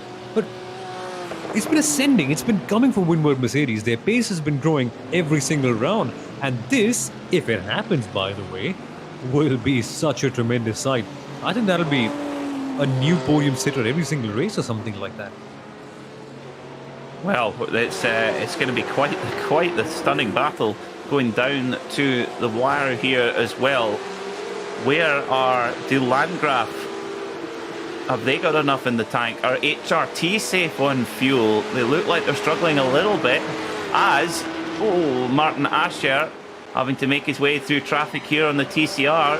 And Hoa Act, David Williams has to take a bit of a risk there over the curb in hot pursuit of Martin Ascher. And this is first class stuff as we ride on board with the LEGO Technic on board with Rover motor oil as well. And Williams is pushing here, Shamil, I think it's fair to say. Yeah, exactly. And they will eventually get to Asher, but I'm surprised that Coanda haven't quite been able to close up in the same intensity as, say, someone like Landgraf, because Coanda clearly the faster team in that category and clearly the team with the more dominant pace. But Asher, they're holding on and they're keeping things with them. But it's just, again, as I mentioned previously, a matter of how much closer will Asher be when everything cycles out eventually after that final stop. And that is going to be critical. But David Williams does not want to leave anything to chance. He just doesn't want to waste any time. He just wants to get past and get it over and done with. Well, this has all been going on. Door Esports have dropped down the order. They've taken an extra pit stop compared to their rivals. And they're now down in 10th position, so after such a strong fight from the Lamborghini outfit, they've dropped off the scent of the podium battle. What a pity for Thor Esports. But David Williams, it won't be long before either of these cars come into pit lane. Asher Racing, Martin Asher, the car just up ahead, is about to complete this 5th lap of his stint, whereas David Williams is about to complete the 4th lap of his stint. And of course, David Williams has been in the car since the beginning of the race, so it's 2 hours and 13 minutes or so behind the wheel, which is quite a long time. And will he be about to hand over to a fresh Zach Campbell? I'm sure Zach waiting very impatiently at home in Atlanta, Georgia, waiting to get going again. About 9 a.m. local time there. And tell you what, Asher's got that car trimmed out because David Williams not really able to pull much in the slipstream, going down the Dottinger Hole absolutely to the top of top gear, hard on the brakes. And Williams just a little bit better on the brakes there as well as they come through Tiergarten. Now, are we going to see Asher drive to pit lane? Yes, we are. There he goes. Martin Asher goes to pit lane. David Williams carries on for one more lap. Interesting.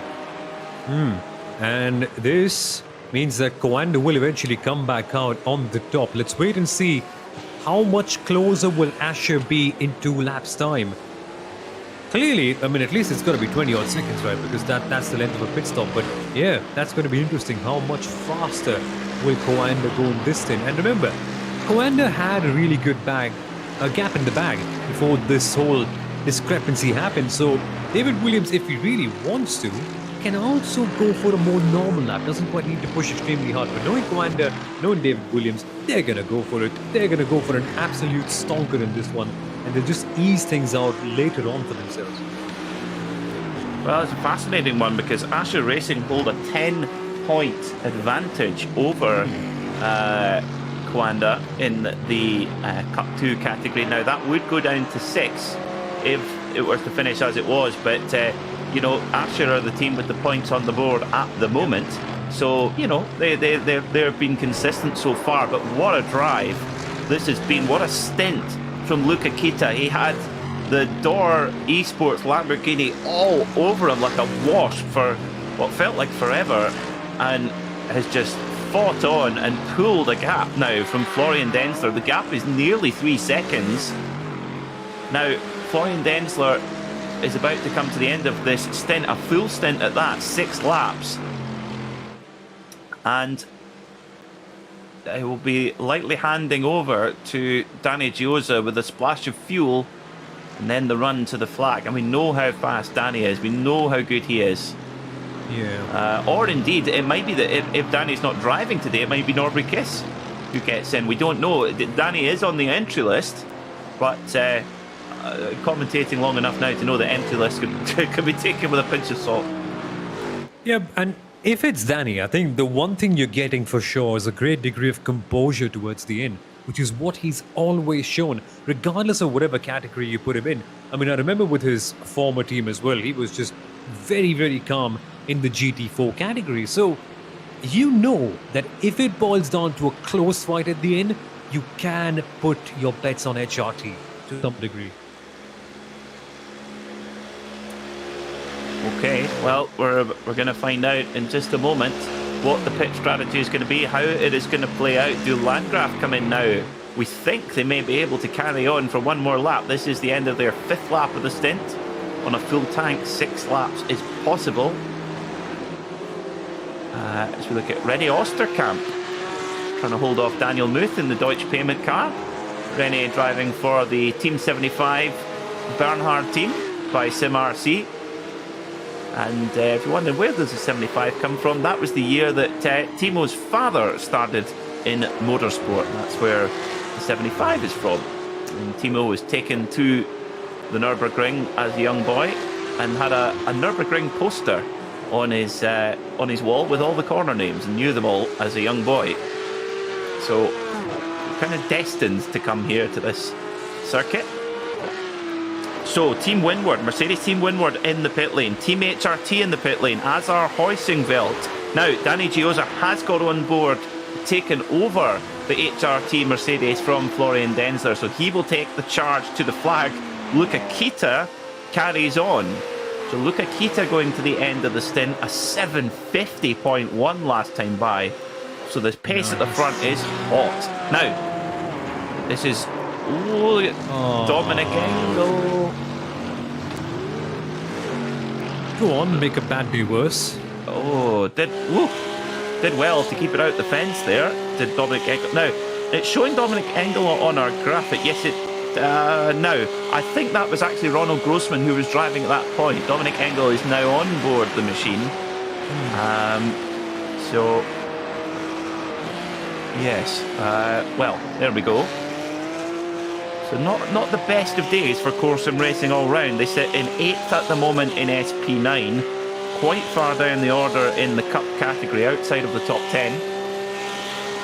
And of course, not a good day whatsoever in TCR after being taken out by another car. However, in TCR, Team Corsom Racing, they have got themselves up to 6th in class, Jamil, which will gather them some points. So it's a valiant fight back after a really challenging day.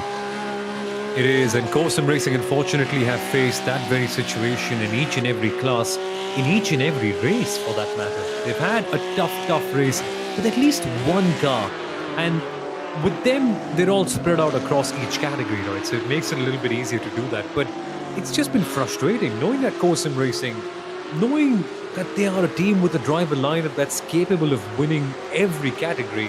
It's just frustrating for the viewers, and of course for them more so, that everything is seemingly going perfect apart from one or two things that completely derails the entire race. So yeah, a bit frustrating, but at least it's something, as you rightly mentioned, Peter. At least it's not nothing in that SP3T category where they're battle reversing well, and who knows, maybe Marshmallow Racing as well could go down to the very end.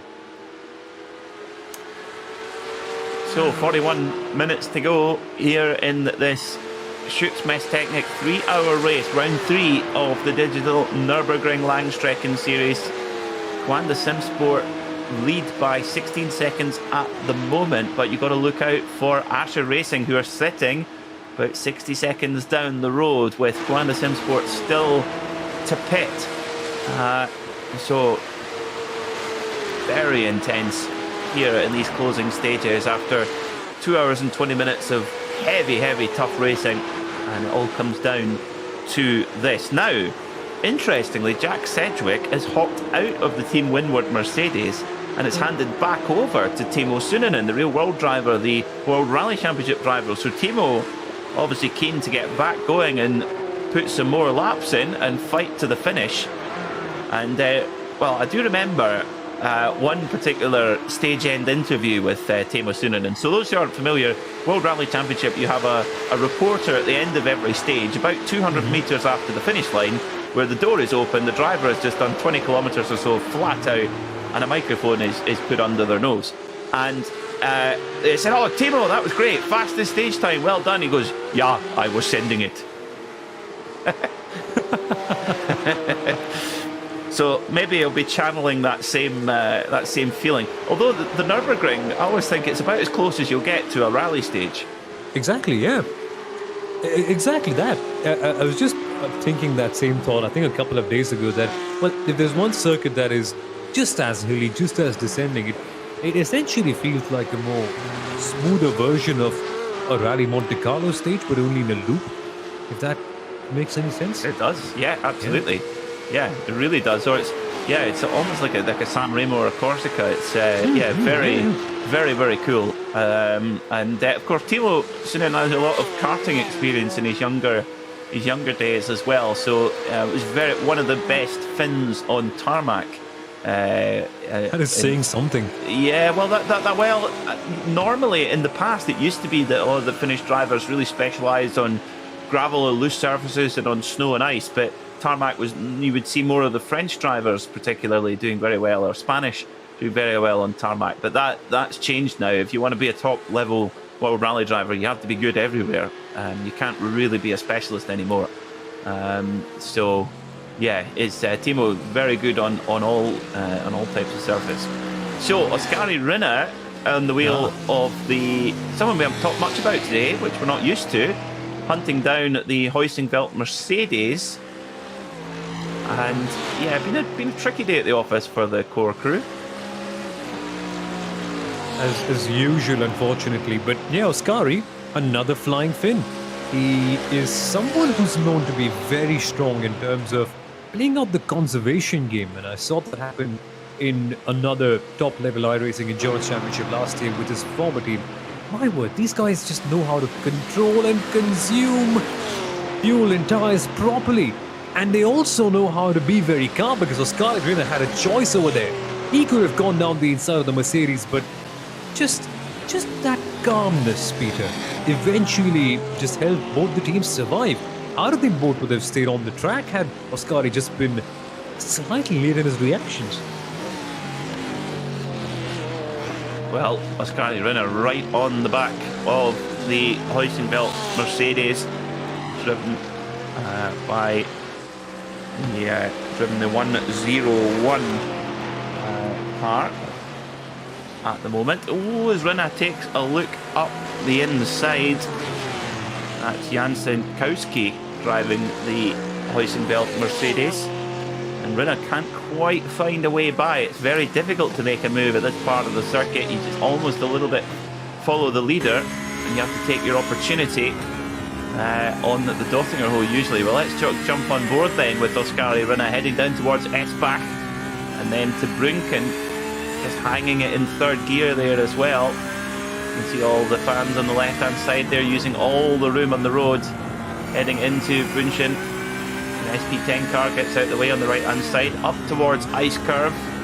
Rinner trying to put as much pressure as possible on Senkowski as they head down towards Flansgarten. Really, really quick here, and you get a proper jump here. Ready? Whoop!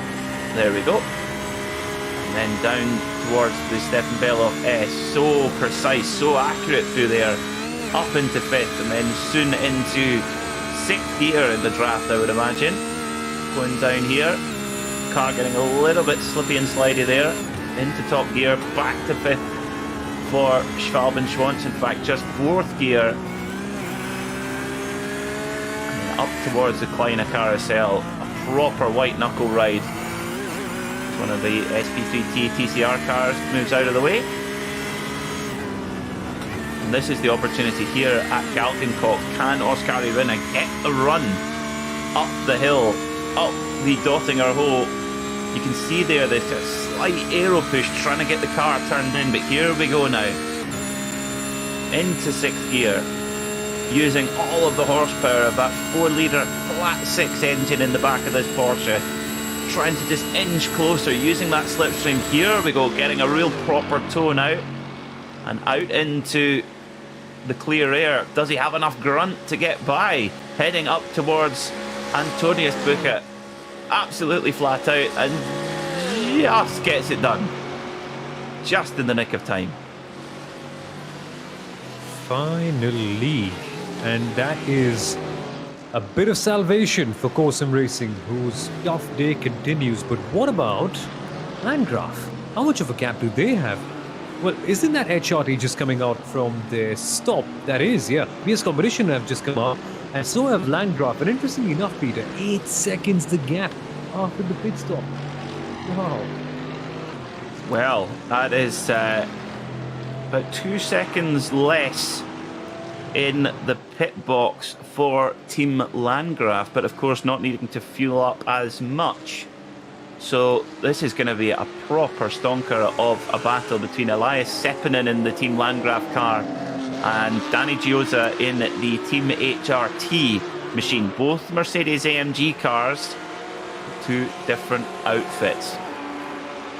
Yes, competition not too far back either. They're about 15 seconds off the lead, 7 seconds off second place, with Team Windward Mercedes Timo Sunonen 30 seconds off the lead in fourth, but with a 10-second advantage back to the Team Heusinkveld Mercedes of Senkowski.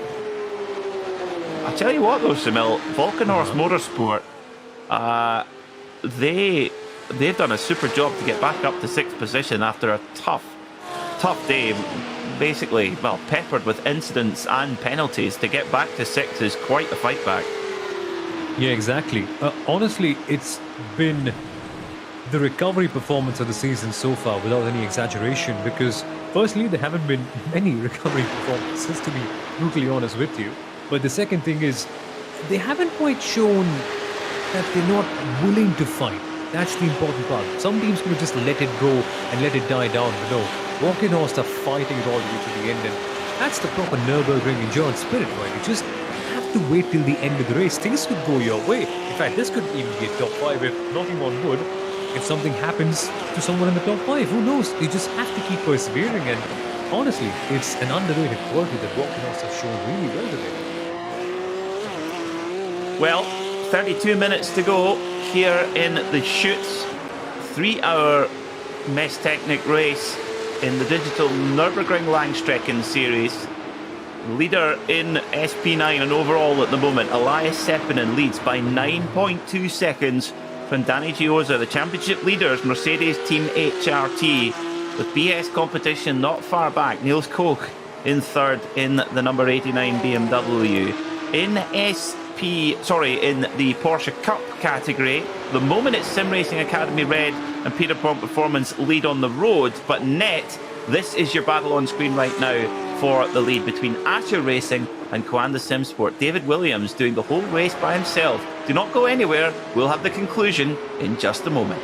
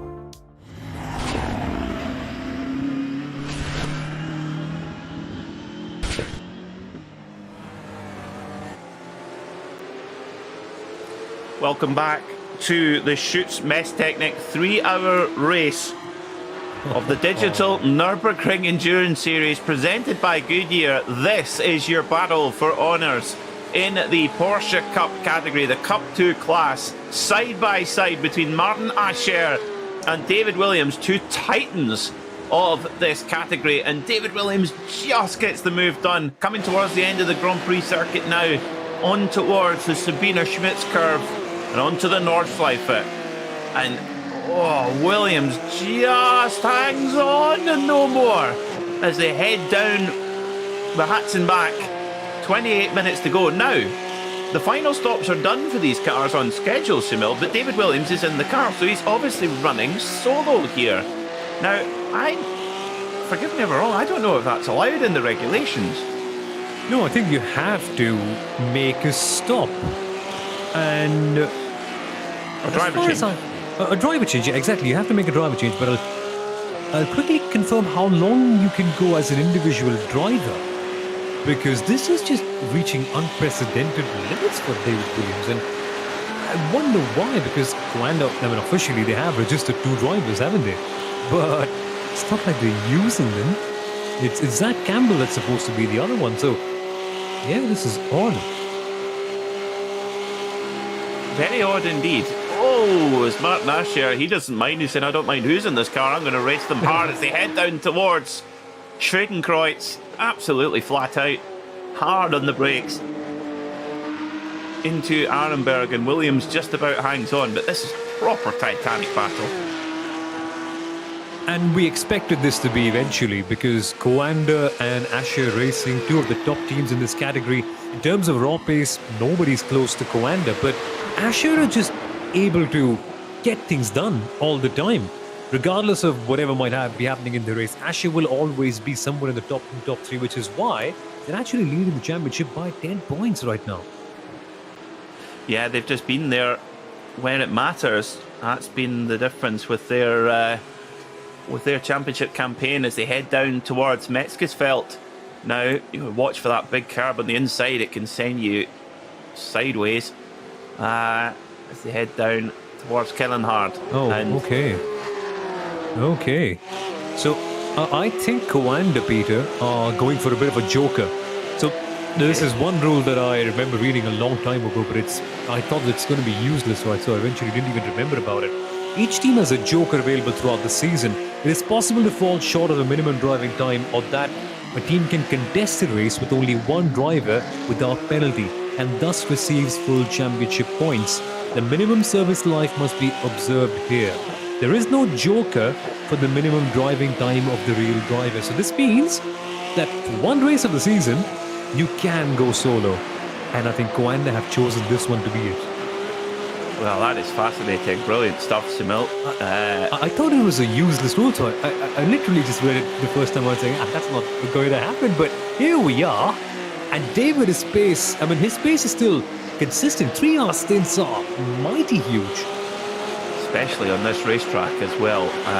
It is tiring as here comes Asher. He's got a great run, and was bump drafting away with David Williams now coming up towards Mutkar, trying to make a move, but there's a big Porsche in the way. This is getting so close, putting the ultimate trust in one another here as Williams trying to position his car correctly, but also negotiating Mutkar here.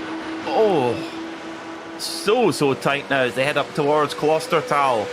24 minutes to go, so David Williams pulling that joker and going solo. Of course, the Coanda team involved with the virtual 24 Hours of Le Mans next weekend, so perhaps heavy in preparation for that maybe, but wow, what an effort from David Williams, but Martin Asher as well. This is stunning motorsport. Exactly, and Asher Racing definitely facing a wall right now, because they are not at the same level in terms of pace. They, in terms of strategy, are also not, in as advantageous of a situation as Coanda are right now. So for them, it's just all about making the best of what you've got, and Asher Racing are doing exactly that. As it stands, Peter, they won't be losing too many points, but still, they're reminding everyone that, yeah, they can compete with Coanda. They can be head-to-head, and them being at the top is not just an accident. Definitely not. No, they are the championship leaders on merit as well. And Martin Asher, if Asher Racing can get one over on Coanda here, that'll be a huge moment for the championship, as the leading TCR machine has already been involved in one clash and doesn't want to make it another. and stays out of the way. Of course, Team Huizenveld and TCR leading the race, and indeed, if I double check, I'm pretty sure they lead they're second in the championship, but only by 3 points. And of course, and Racing have not had a good day, so Team Huizenveld will likely catapult into the lead of the TCR championship. Yep. And what a championship this would be to win, Simil, given they won the Nürburgring 24-hour VCO race last year. It just adds to their credentials if they can do that. And it just goes to show that these two teams have just raised the bar, right? Core and Huizenveld, whenever it comes to SP3T racing. We've seen them compete against each other across championships, and to see them once again over here 1 and 2, it goes to show how good these two are. And for whichever team actually ends up winning this battle, it's just that one-upsmanship that, yeah, we've got the edge on you, we've got the better on you. And the bragging rights fight will never end between these two. They're just that good. Well, this is a little stroke of good fortune here for David Williams, because he's getting a bit of a tow from one of the SP10 Porsche Caymans, and that is negating the overspeed of Martin Ascher. So David Williams trying to use that draft to the very last moment, then pop out and pull right away. Oh, from Martin Ascher. Oh, trying to break that toe. So that timing was just perfect for David Williams. But here comes Martin Ascher. Is he going to try and make a move? There's no room there. David Williams, so clever, placing his car in just the right position to block the path of Ascher. But now down towards turn 1, it's a long run down here into a very, very deep braking zone as well. And David Williams knows it. He immediately says, I'm having the inside line, thank you. I'm not wanting to give that opportunity. And Ascher says, okay, I'll go round the long way then, if you must. Williams hard on the brakes. Can he get it tucked down in time? Yes, he can. This is just super driving. These are two of the very best drivers in the world in this type of car on this simulator. David Williams still hangs on to the lead. Will it be 3 laps to go? I think it'll be just about 3 laps to go, I think, in this race, depending where our leader goes through. Now, our leader, Elias Seppänen for Team Landgraf Mercedes, his first run with that team, of course, formerly of BS Competition in the BMW, so a change of car as well as team, leads Danny Giosa by 9.1 seconds. So with 3 laps to go, Simil, that's a big gap for Giosa to close down. That might be too much. Yeah, and that is my biggest worry, because right now I want to see a fight that goes down to the very end. Only 3.2 laps remaining, 9 seconds. To be honest with you, we've seen that happen, but that's only because HRT were relentlessly saving fuel, because of course they underfueled by 1 lap in that middle part of the race. So it seems extremely unlikely that HRT will be able to close up that much of a gap in 20 minutes. I want to see it happen though. I really do want to see this gap come back down, but it might be a bit out of reach. And the same, unfortunately, can be said about Niels Koch in the BS Competition car, trying to close up to HRT in second. That gap is 15 seconds and 9 tenths, basically, which means 16 seconds, essentially. So, unfortunately, Peter, we are essentially robbed of any close battle in the top 5.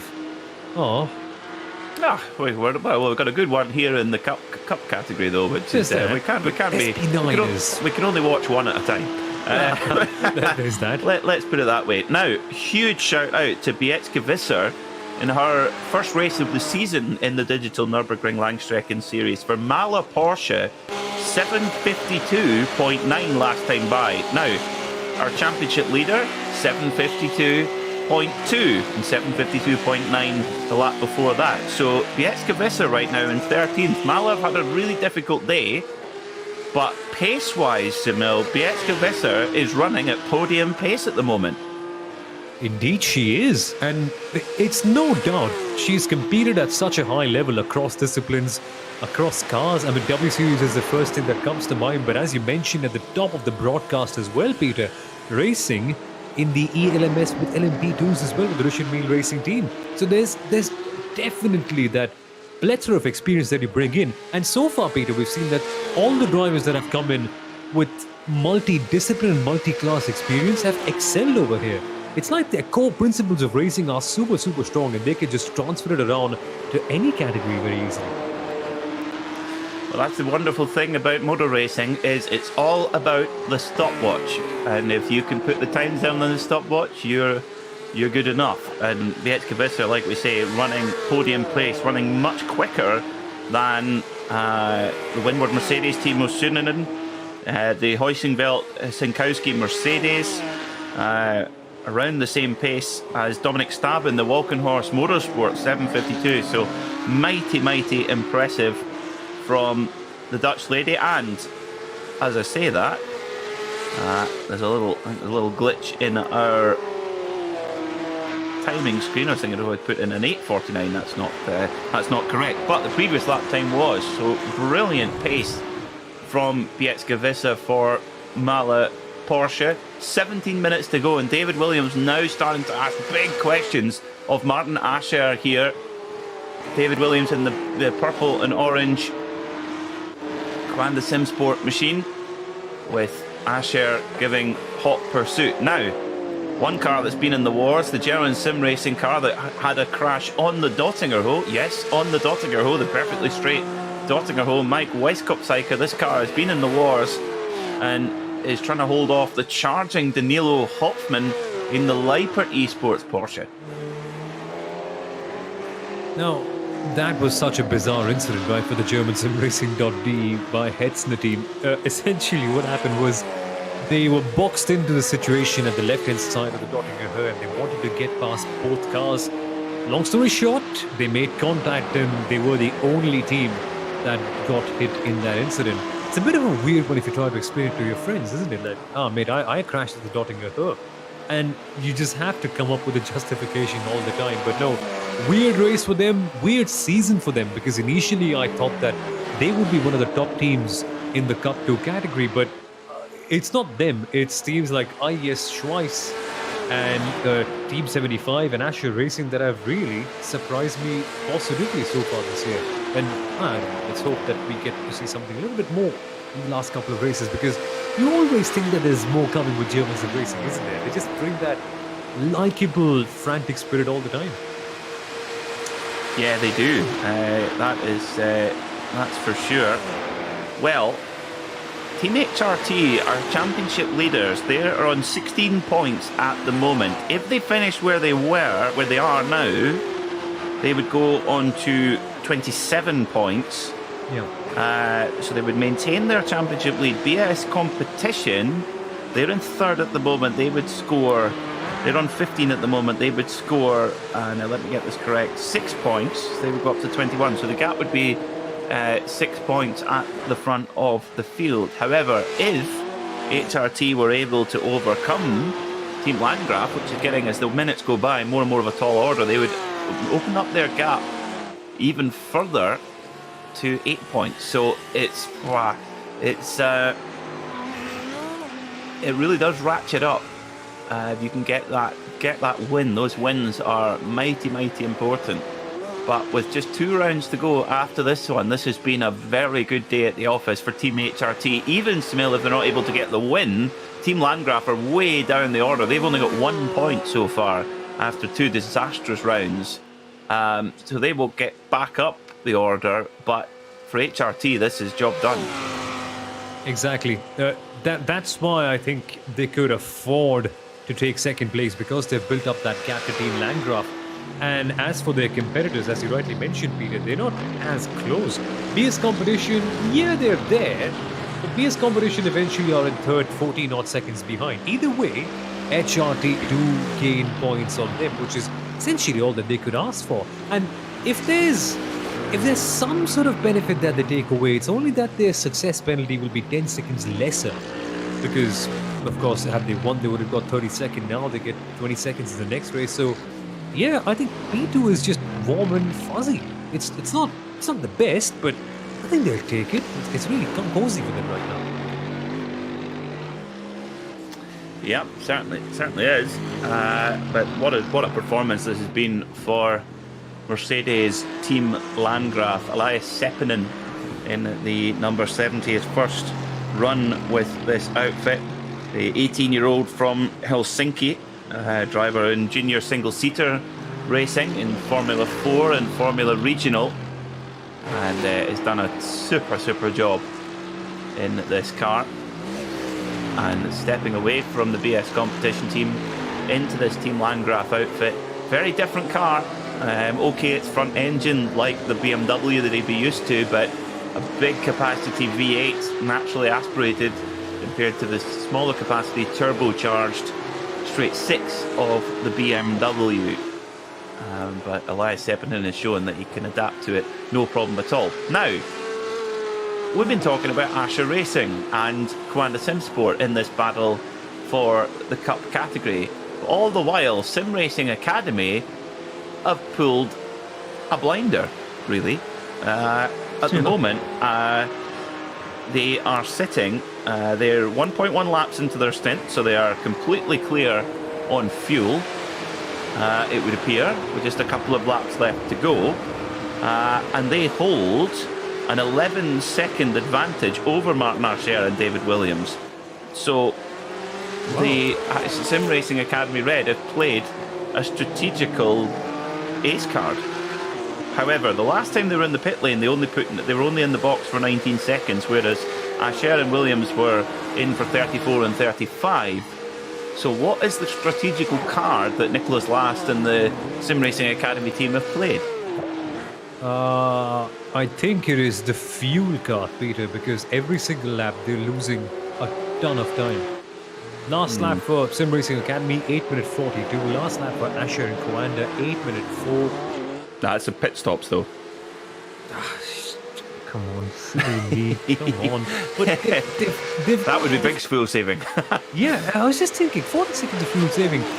See, sometimes it's best not to believe everything that comes out from a commentator's mouth. But no, eventually I think it has to be fuel, right? Because that's the only way you have a 19-second stop if you don't change tires. So I think they have under fuel, which would mean a degree of fuel saving coming up in the next couple of laps. So let's wait and watch to see how that happens. But yeah, I'm pretty certain that it is fuel, not for the last lap though. Yeah, that's my bad. No, not a problem. No, I think that's interesting that Sim Racing Academy, they've done a stealth job. I think they've maybe been playing the fuel game the whole race and running to a lap time. Their outright best time is very competitive, an 8:03.4. Asher Racing best time 8:03.1. Coanda 8:02.0. So they're in the wheelhouse. They're in the groove for outright pace, but they've just played a different game. They've run to a lap time and used less fuel than their rivals, and it's working because Sim Racing Academy, they have a gap of 11 seconds. You can give away you can do a heck of a lot of fuel saving with an 11-second gap, lifting and coasting all over the place. So whereas Martin Asher and David Williams, they've both got to do a hell of a lot of hard work here to catch up. And wow, it's a bit of a blinder because nobody noticed. I mean, least of us, we didn't notice them at all throughout this whole race. And that, I think that's something on us right here. But the fun part is, Peter, it's 5 seconds to Asher, and then there's Coanda immediately behind. The problem is Asher and Coanda are constantly fighting against each other. And this means that they're just slowing each other down. 10 minutes to go. If they work together, there's a marginal chance that they can potentially get there. But yeah, it's not like Sim Racing Academy are drastically slower than both Coanda and Asher in terms of their best peak pace. So I don't know what's happening right here. I think they've just pulled a sneaky. And the fact that Coanda and Asher are fighting against each other has just gone out and backfired big time now. Well, it's it really has. It's caught. Certainly, I won't mind admitting it caught me by surprise. That's for sure. Sim Racing Academy playing a strategical blinder here in the Cup 2 category, and will it be enough to overhaul the might of Asher Racing and Coanda SimSport? What a story! Well, at the front, the gap. Well, Elias Seppänen is managing the gap beautifully. Danny Giosa last time around, the 7:51.9, but only half a second quicker than Elias Seppänen. So Seppänen managing the gap beautifully. Still sits around 9.5 seconds back to Giosa in second. Niels Koch is in third, about 7 seconds back from Gioza in second. Timo Sunninen up into fourth place with a 5 second gap back to Jatsinkowski in the Heusenfeld Mercedes. But 4 Mercedes in the top 5, Simil. Been a very, very good day for Afterbike fans. Yeah, and I think we can only put it that way. It's 4 Mercedes in the top 5, not because of Mercedes per se. It's just Mercedes teams who have done well. In terms of pace, they're also well matched up.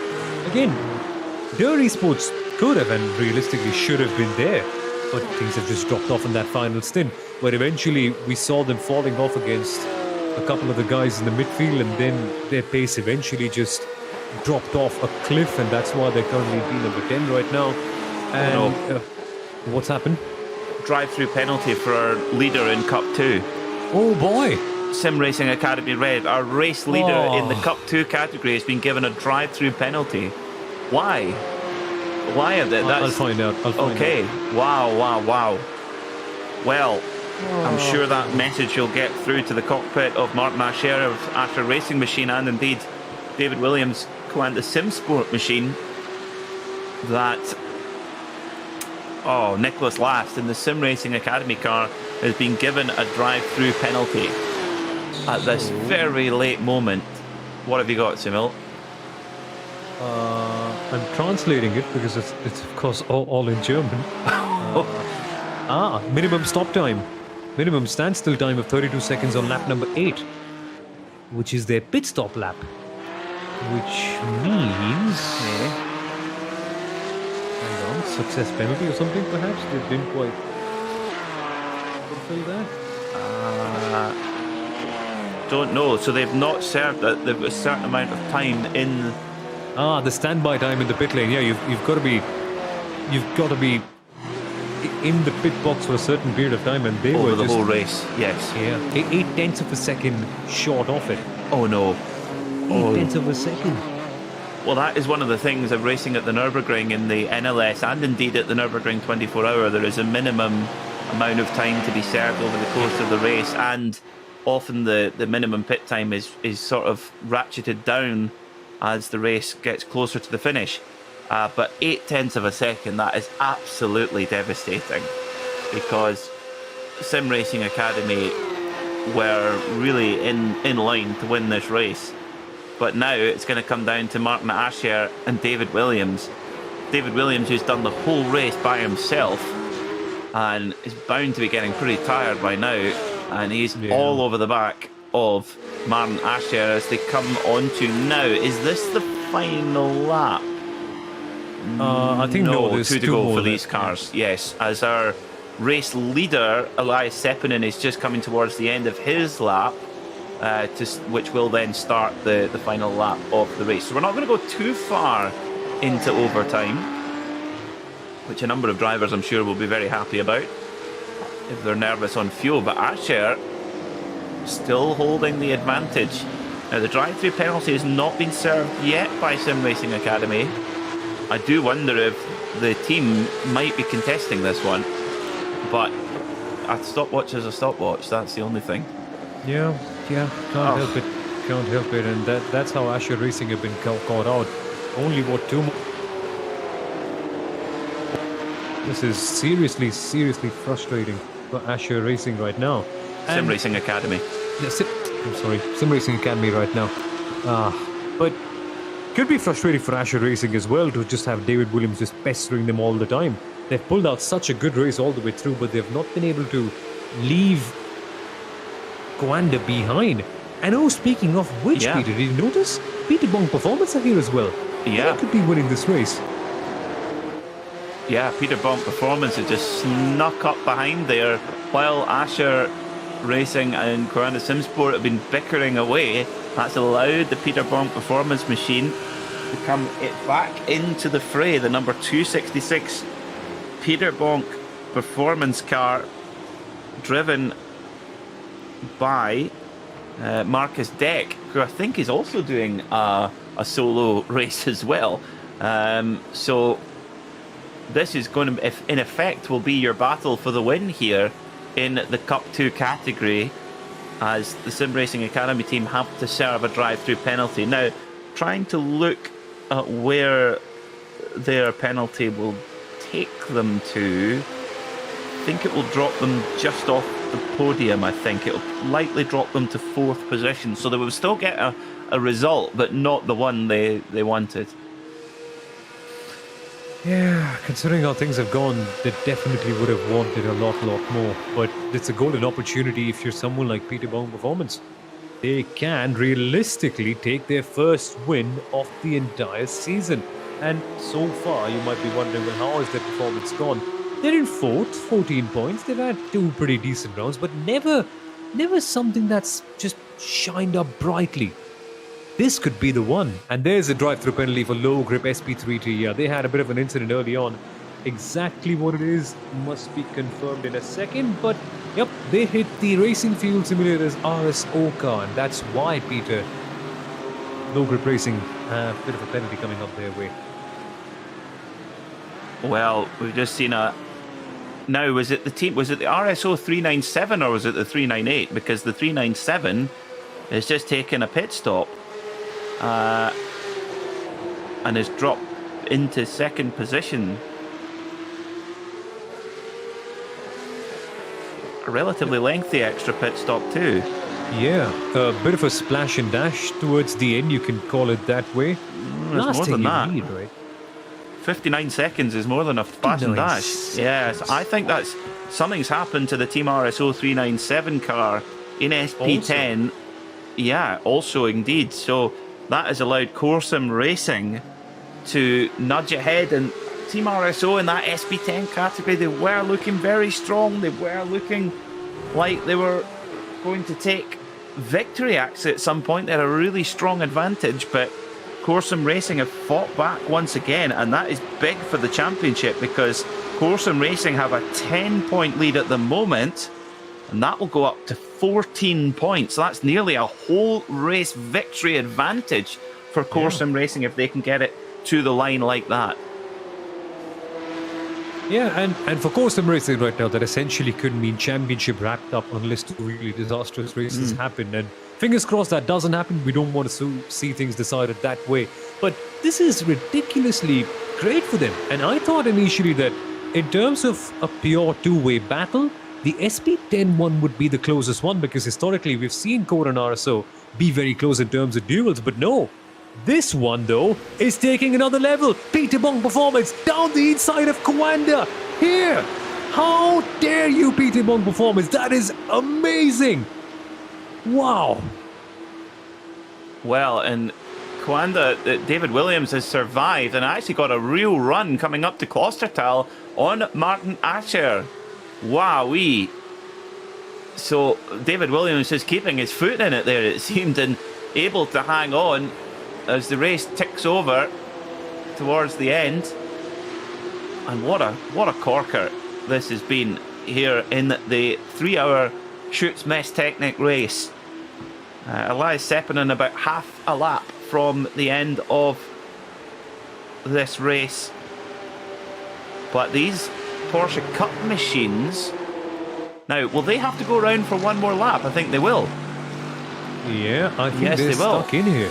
Yes, they're in front of the leader. Yeah, they're in front of the leader, the overall leader, which is Elias Seppänen. Indeed, we're going to go, well, the Porsche Cup category is going to go well into overtime. Well. As Elias Seppänen absolutely rumbles up the Kesselchen. With Danny Giosa now just over 10 seconds back. Well, in the championship, talking of Corsim Racing, it's their day has turned around, back and forth more than once. Corsim Racing now leading the SP10 and looking very comfortable in that position. But in TCR, they were put right down the order, had to spend a whole load of time in the pits. They've been in the pits on 4 occasions, the rivals just 2. But Corentin Guinness and Kieran Harrison have dragged their number 403 machine up to 4th place in class. So they will still score a reasonable chunk of points. They'll score 6 points. So they will lose 9 points to Corsim Racing. but it keeps them in the championship fight just. And that could be critical. And that's such a great race by Corsim Racing when things are not going your way, just reminding us that determination can be the way forwards. And who knows how this championship might be playing out in the long game. Things could happen, but they won't maintain their lead, but at least they're still in there. It's better than nothing. Great that Corsim Racing have not just abandoned this race. That is some great driving. But what about this, Peter, now? What about this one? They could be going another lap. We could be getting to see this one for 7 to 8 more minutes. And Coanda are taking the first offensive here. That they are. Now, Peterbonk Performance's last pit stop was a very short one, and Peterbonk Performance now goes into second with Marcus Deck there. So, up to the Tiergarten then. So, David Williams takes the lead then as they'll go on to start their final lap. There'll be some of the last cars over the line. Here comes David Williams with Marcus Deck for Peterbonk Performance right behind as they go on to this last lap. Martin Asher drops back a little now and goes out of the draft. He's quite happy to sit there and watch what happens here between Marcus Deck and David Williams. Now, are they okay on fuel? Very, very hard to tell. The pit stop times for both Asher and Coanda were pretty much the same, but Peterbonk Performance only in the lane for 10 seconds on their last stop. So are they okay on fuel? As David Williams just gets what has really been the biggest gap in a number of laps, about 3 car lengths. That's a huge gap in the context of this battle. They can't fight a bit too hard right now. They can't fight too hard with each other. Asher must recognize that this is a long lap and the opportunities will come. But the opportunity for the win will slip away if they fight against Peterbonk Performance a bit too hard. They've realistically claimed it with one hand and 3 fingers, Asher. They just are slipping at the final hurdle. This cannot be good news. Well, back at the front, Elias Seppänen in the Mercedes-AMG Team Landgraf machine comes up to the Tiergarten for the final time. It's going to be Mercedes once again. 2 wins from 3 for the Auftrag crew. But this time it's Team Landgraf win in the 3-hour Schütz Messtechnik race. Here at the Nordschleife, what a drive from that crew. And not too far behind in second position, Danny Giosa, the championship leading Mercedes-AMG Team HRT car, comes home in second place and solidifies a lead at the top of the championship. BS competition, first of the BMWs in third. And cement themselves as the nearest challenger to Team HRT in second place in the championship now. And we wait then also for Team Windward Mercedes, Timo Sunonen, to come over the line in fourth place. A super job from that crew with the Mercedes Team Heusingveld car of Santowski rounding out the top 5 in SP9. But we're not done. We're far from done. We're just only heading down towards Schwedenkreuz here, with David Williams starting to really stretch the advantage over Marcus Deck in the Peterbonk Performance car, and Martin Asher stuck behind. So has David Williams been playing us this whole time? Who knows? But Team Heusingveld come back from the dead. They're battered, they're bruised, but they win and continue their lead at the top of the championship. Big one. This is a big one for Heusingveld. On a day where their biggest rivals, Co, haven't quite had the best of days, this is exactly what they needed to do and assert dominance. But over here, Peter, this is what gets my blood absolutely streaming. RSO finished second, but right now the focus is somewhere else, isn't it? Yeah, it is. Team RSO come home in second, and after their pit stop, they're actually the other side of the Corsim Racing car. Indeed, as Corsim Racing, have they come over the line yet? I think they maybe have, actually, yes. So Corsim Racing take the win in SP10 from Team RSO 97, and Corsim Racing looking very good in the SP10 Championship. Shout out to Valkenhorst Motorsport after a event-filled day with penalties and all sorts. They finish in 6th, a great comeback, but this is the battle. They're playing for keeps in the Cup 2 class. and it's David Williams against Marcus Deck and Martin Ascher.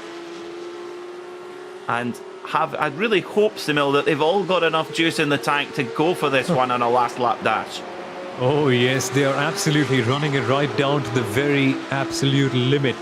Thing is, it's just very, very tricky. Coanda, 6 laps, Peter Bong Performance nearing 3 laps, Asher Racing nearing 7.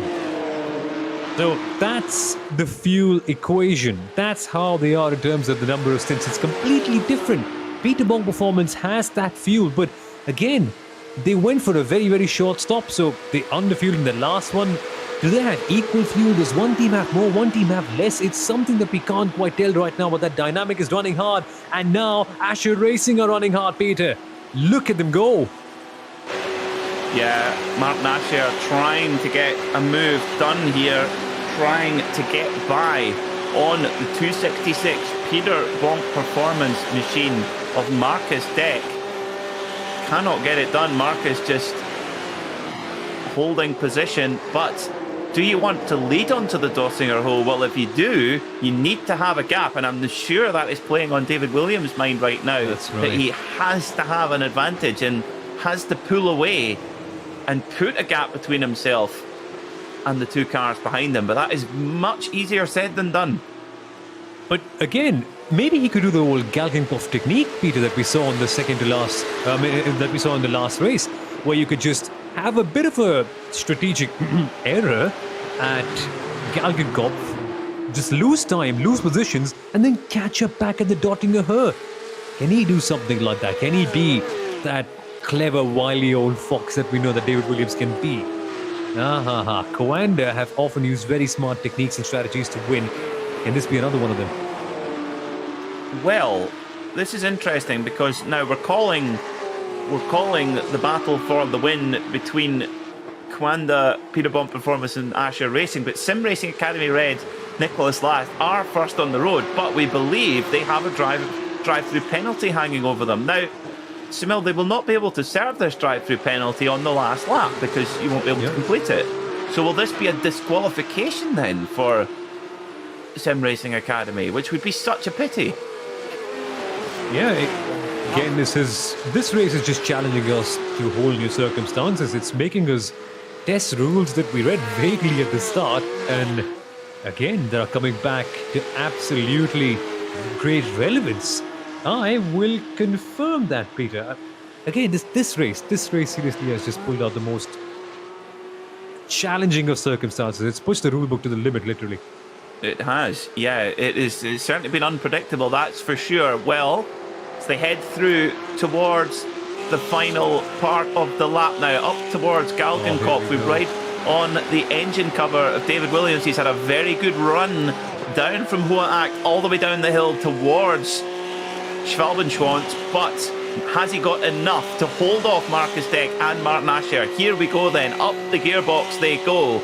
David Williams weaving on the Dottinger Hole, trying to break that slipstream, that toe to that Peter Bonk Performance machine. I don't know if they're going to get close enough as well. Is it going to come down to fuel? Does the Peter Bonk Performance Porsche have enough fuel in the tank? I'm not sure if it does. He's not pulling any gap towards Nicholas Last is going to win on the road, or is he? He does have a drive-through penalty hanging over him. Now, will he go straight to pit lane now, or will he take the flag? No, he takes the flag. So, Sim Racing Academy win on the road with an asterisk. And then David Williams comes through second on the road. Will it be a win when things shake it out? Peter Bonk Performance next in line in third position, with Asher Racing in fourth. Oh, very close. Asher Racing just missing out. So the championship leaders finishing fourth, and that has major championship implications. But then they may be third. Again, we don't know. And honestly, Peter, I have scanned the regulations book as frantically as one can on the final lap, and I think there's nothing about it written in it. Well, if you're given a drive-through, surely you've got to serve it. You have to, yes. But I don't know. I've honestly had a look at it, and I don't know what happens with Sim Racing Academy Red now. Ideally, In some other championships that I've commentated on, they usually tend to take the timer for the drive-through penalty and slap it onto your race time. But it's not quite mentioned here. So what happens now? Well, What happens now? well, This is a genuine, unprecedented moment in a way of this championship. Who would have thought? well, this is horrible. What's the word?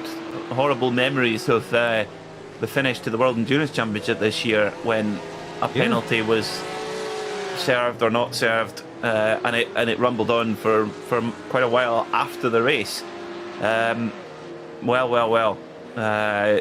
We'll see what happens. But on the road, Sim Racing Academy win, and now my timing screen is now lighting up. Sim Racing Academy have been given a penalty, as you mentioned, Samil. I think it's been added to their race time, so that confirms then Coanda Sim Sport in first, Peter Bonk Performance in second, Asher Racing in third. But what that means is, with Asher Racing dropping back to third, they've lost 7 points to Coanda, and Coanda now only 3 points behind in the championship. Game on. And let's just give you a bit of context on that. Heading into this particular round, Coanda, well, they were far behind. Coanda, to be precise, 10 points. 10 So points. it's 10 points to 3. So, Wow. wow, indeed. What a day. Position. What a day we've had here at the Nürburgring for the 3-hour Schütz Messtechnik race. Elias Seppinen and Luca Kita win. A super performance for Mercedes AMG Team Landgraf. They win by 10 seconds over the championship leaders, Team HRT. BS Competition rounding out the podium. Team Windward Mercedes, Jack Sedgwick and Timo Sunanen were fourth, with Team Heusingveld rounding out the top 5. 4 Mercedes in the top 5. Walkenhorst BMW fight back to 6. Corsim Racing, the first of the Porsches, in 7th, with Mercedes AMG Esports M&J Performance in 8th. Team BMW Bank in 9th. And Dor Esports, after fighting for the podium so well earlier on, they finish in 10th, 3.5 minutes off the leader. A real shame for that Dor Esports outfit, but they'll be back. Sim Racing Academy Black finishing in 11th. LEGO Technic Esports, a disastrous day for Dane Warren and Charlie Collins. They finished 12th, 5 minutes off the pace. Mala Racing Team in 13th. A difficult day for them, but some great pace from Bietska Visser, newcomer to the team. Kartland Esports, Erlbacher and Hugenschmidt 14th, followed by Artel Motorsport, Reparex, ERC by FSP Lamborghini, Emirates Esports, Porsche, WS Racing Esports, Porsche in the 17th position. Cup 2, Porsche Cup 2. David Williams on his own beats Marcus Deck on his own by half a second, with Asher Racing coming home in third position by just 6/10. So the whole podium covered by 6/10 of a second. Incredible. Sim Racing Academy, so unlucky to get that drive-through penalty at the last moment for 0.8 seconds too short in the pit lane. But they do come home fourth nonetheless. WNS eMotorsport were fifth, followed by Phoenix Racing Esport, Deutsche Payment Esport, Leiper Esport, German Sim Racing, and Team 75 by SimRC round out the top 10 for the Timo Bernhard owned outfit. So what a race it was in the Porsche Cup category. Certainly dramatic, that's for sure, with the top 3 cars being run so close together, and David Williams and Marcus Deck running on their own for 3 hours around this vicious circuit. That is quite a test on the concentration and the fitness as well, because most of these top pro drivers running with direct drive wheels and heavy load cell pedals as well. It gives great feel, but also gives you a bit of a workout as well. And last few, Deutsche Payment Esports in 11th, WS Racing Esports in 12th, IES Sim Racing Schweiss 13th, Core Sim Racing all the way down in 14th, .exe Esports 15th, and Artal Motorsport 16th overall in the Cup 2 category. SP10, well, it was a good day for Core Sim Racing, overhauling their big rivals, Team RSO, Pascal Stix and Maxim Ramstein coming out on top. WNS Esport eMotorsport were third in their Porsche, and Racing Fuel Simulators by RSO rounded out a Porsche 1, 2, 3, 4. And the top of the BMWs, Schütz Sim Racing in their race, the 3-hour Schütz Messtechnik race, they round out the top 5 and top of the BMWs. Ringfazert Sim Racing were 6th, G-Force Experience in 7th, Volkenhorst in 8th, a slightly quieter day for Volkenhorst, Deutsche Payment Esports in 9th, and AMSC Sideberg in 10th. And last few, Kartland Race Esports, RN Vision STS, RaceFox, and ERC, all of which involved in incidents, particularly RN Vision STS unceremoniously shoved off into the barrier. And your winner in TCR is Team Hoistingveld, Marcel T, the 24-hour Nürburgring winner last year, taking it home for Team Hoistingveld, with Marshmallow Racing finishing second, Undici Scuderia in third, Corsim Racing, after getting turfed into the barrier earlier on, they fight back to fourth and keep their championship hopes alive. Low Grip Racing were fifth, followed by ERC, Karthalle Wittlich, Alemannia Aachen, Valkyrie Esport, and the Nürburgring Esports team round out the top 10 in TCR. What a battle that was. I mean, Hoistingveld surviving what was an extraordinarily difficult incident with the Team BMW Bank SP9 car. And, well, still getting the win indeed. Well, we hope you enjoyed the coverage here on the LEGO Technic live stream for the 3-hour Schütz Messtechnik race. Your winner was Mercedes-AMG Esports Team Landgraf, Elias Seppinen and Luca Kita. Congratulations to them. We'll see you in a few weeks' time on the 13th of February for the Happy Racing 3-hour race. On behalf of myself, Peter Mackay, and from Simila Aurora, we'll see you next time.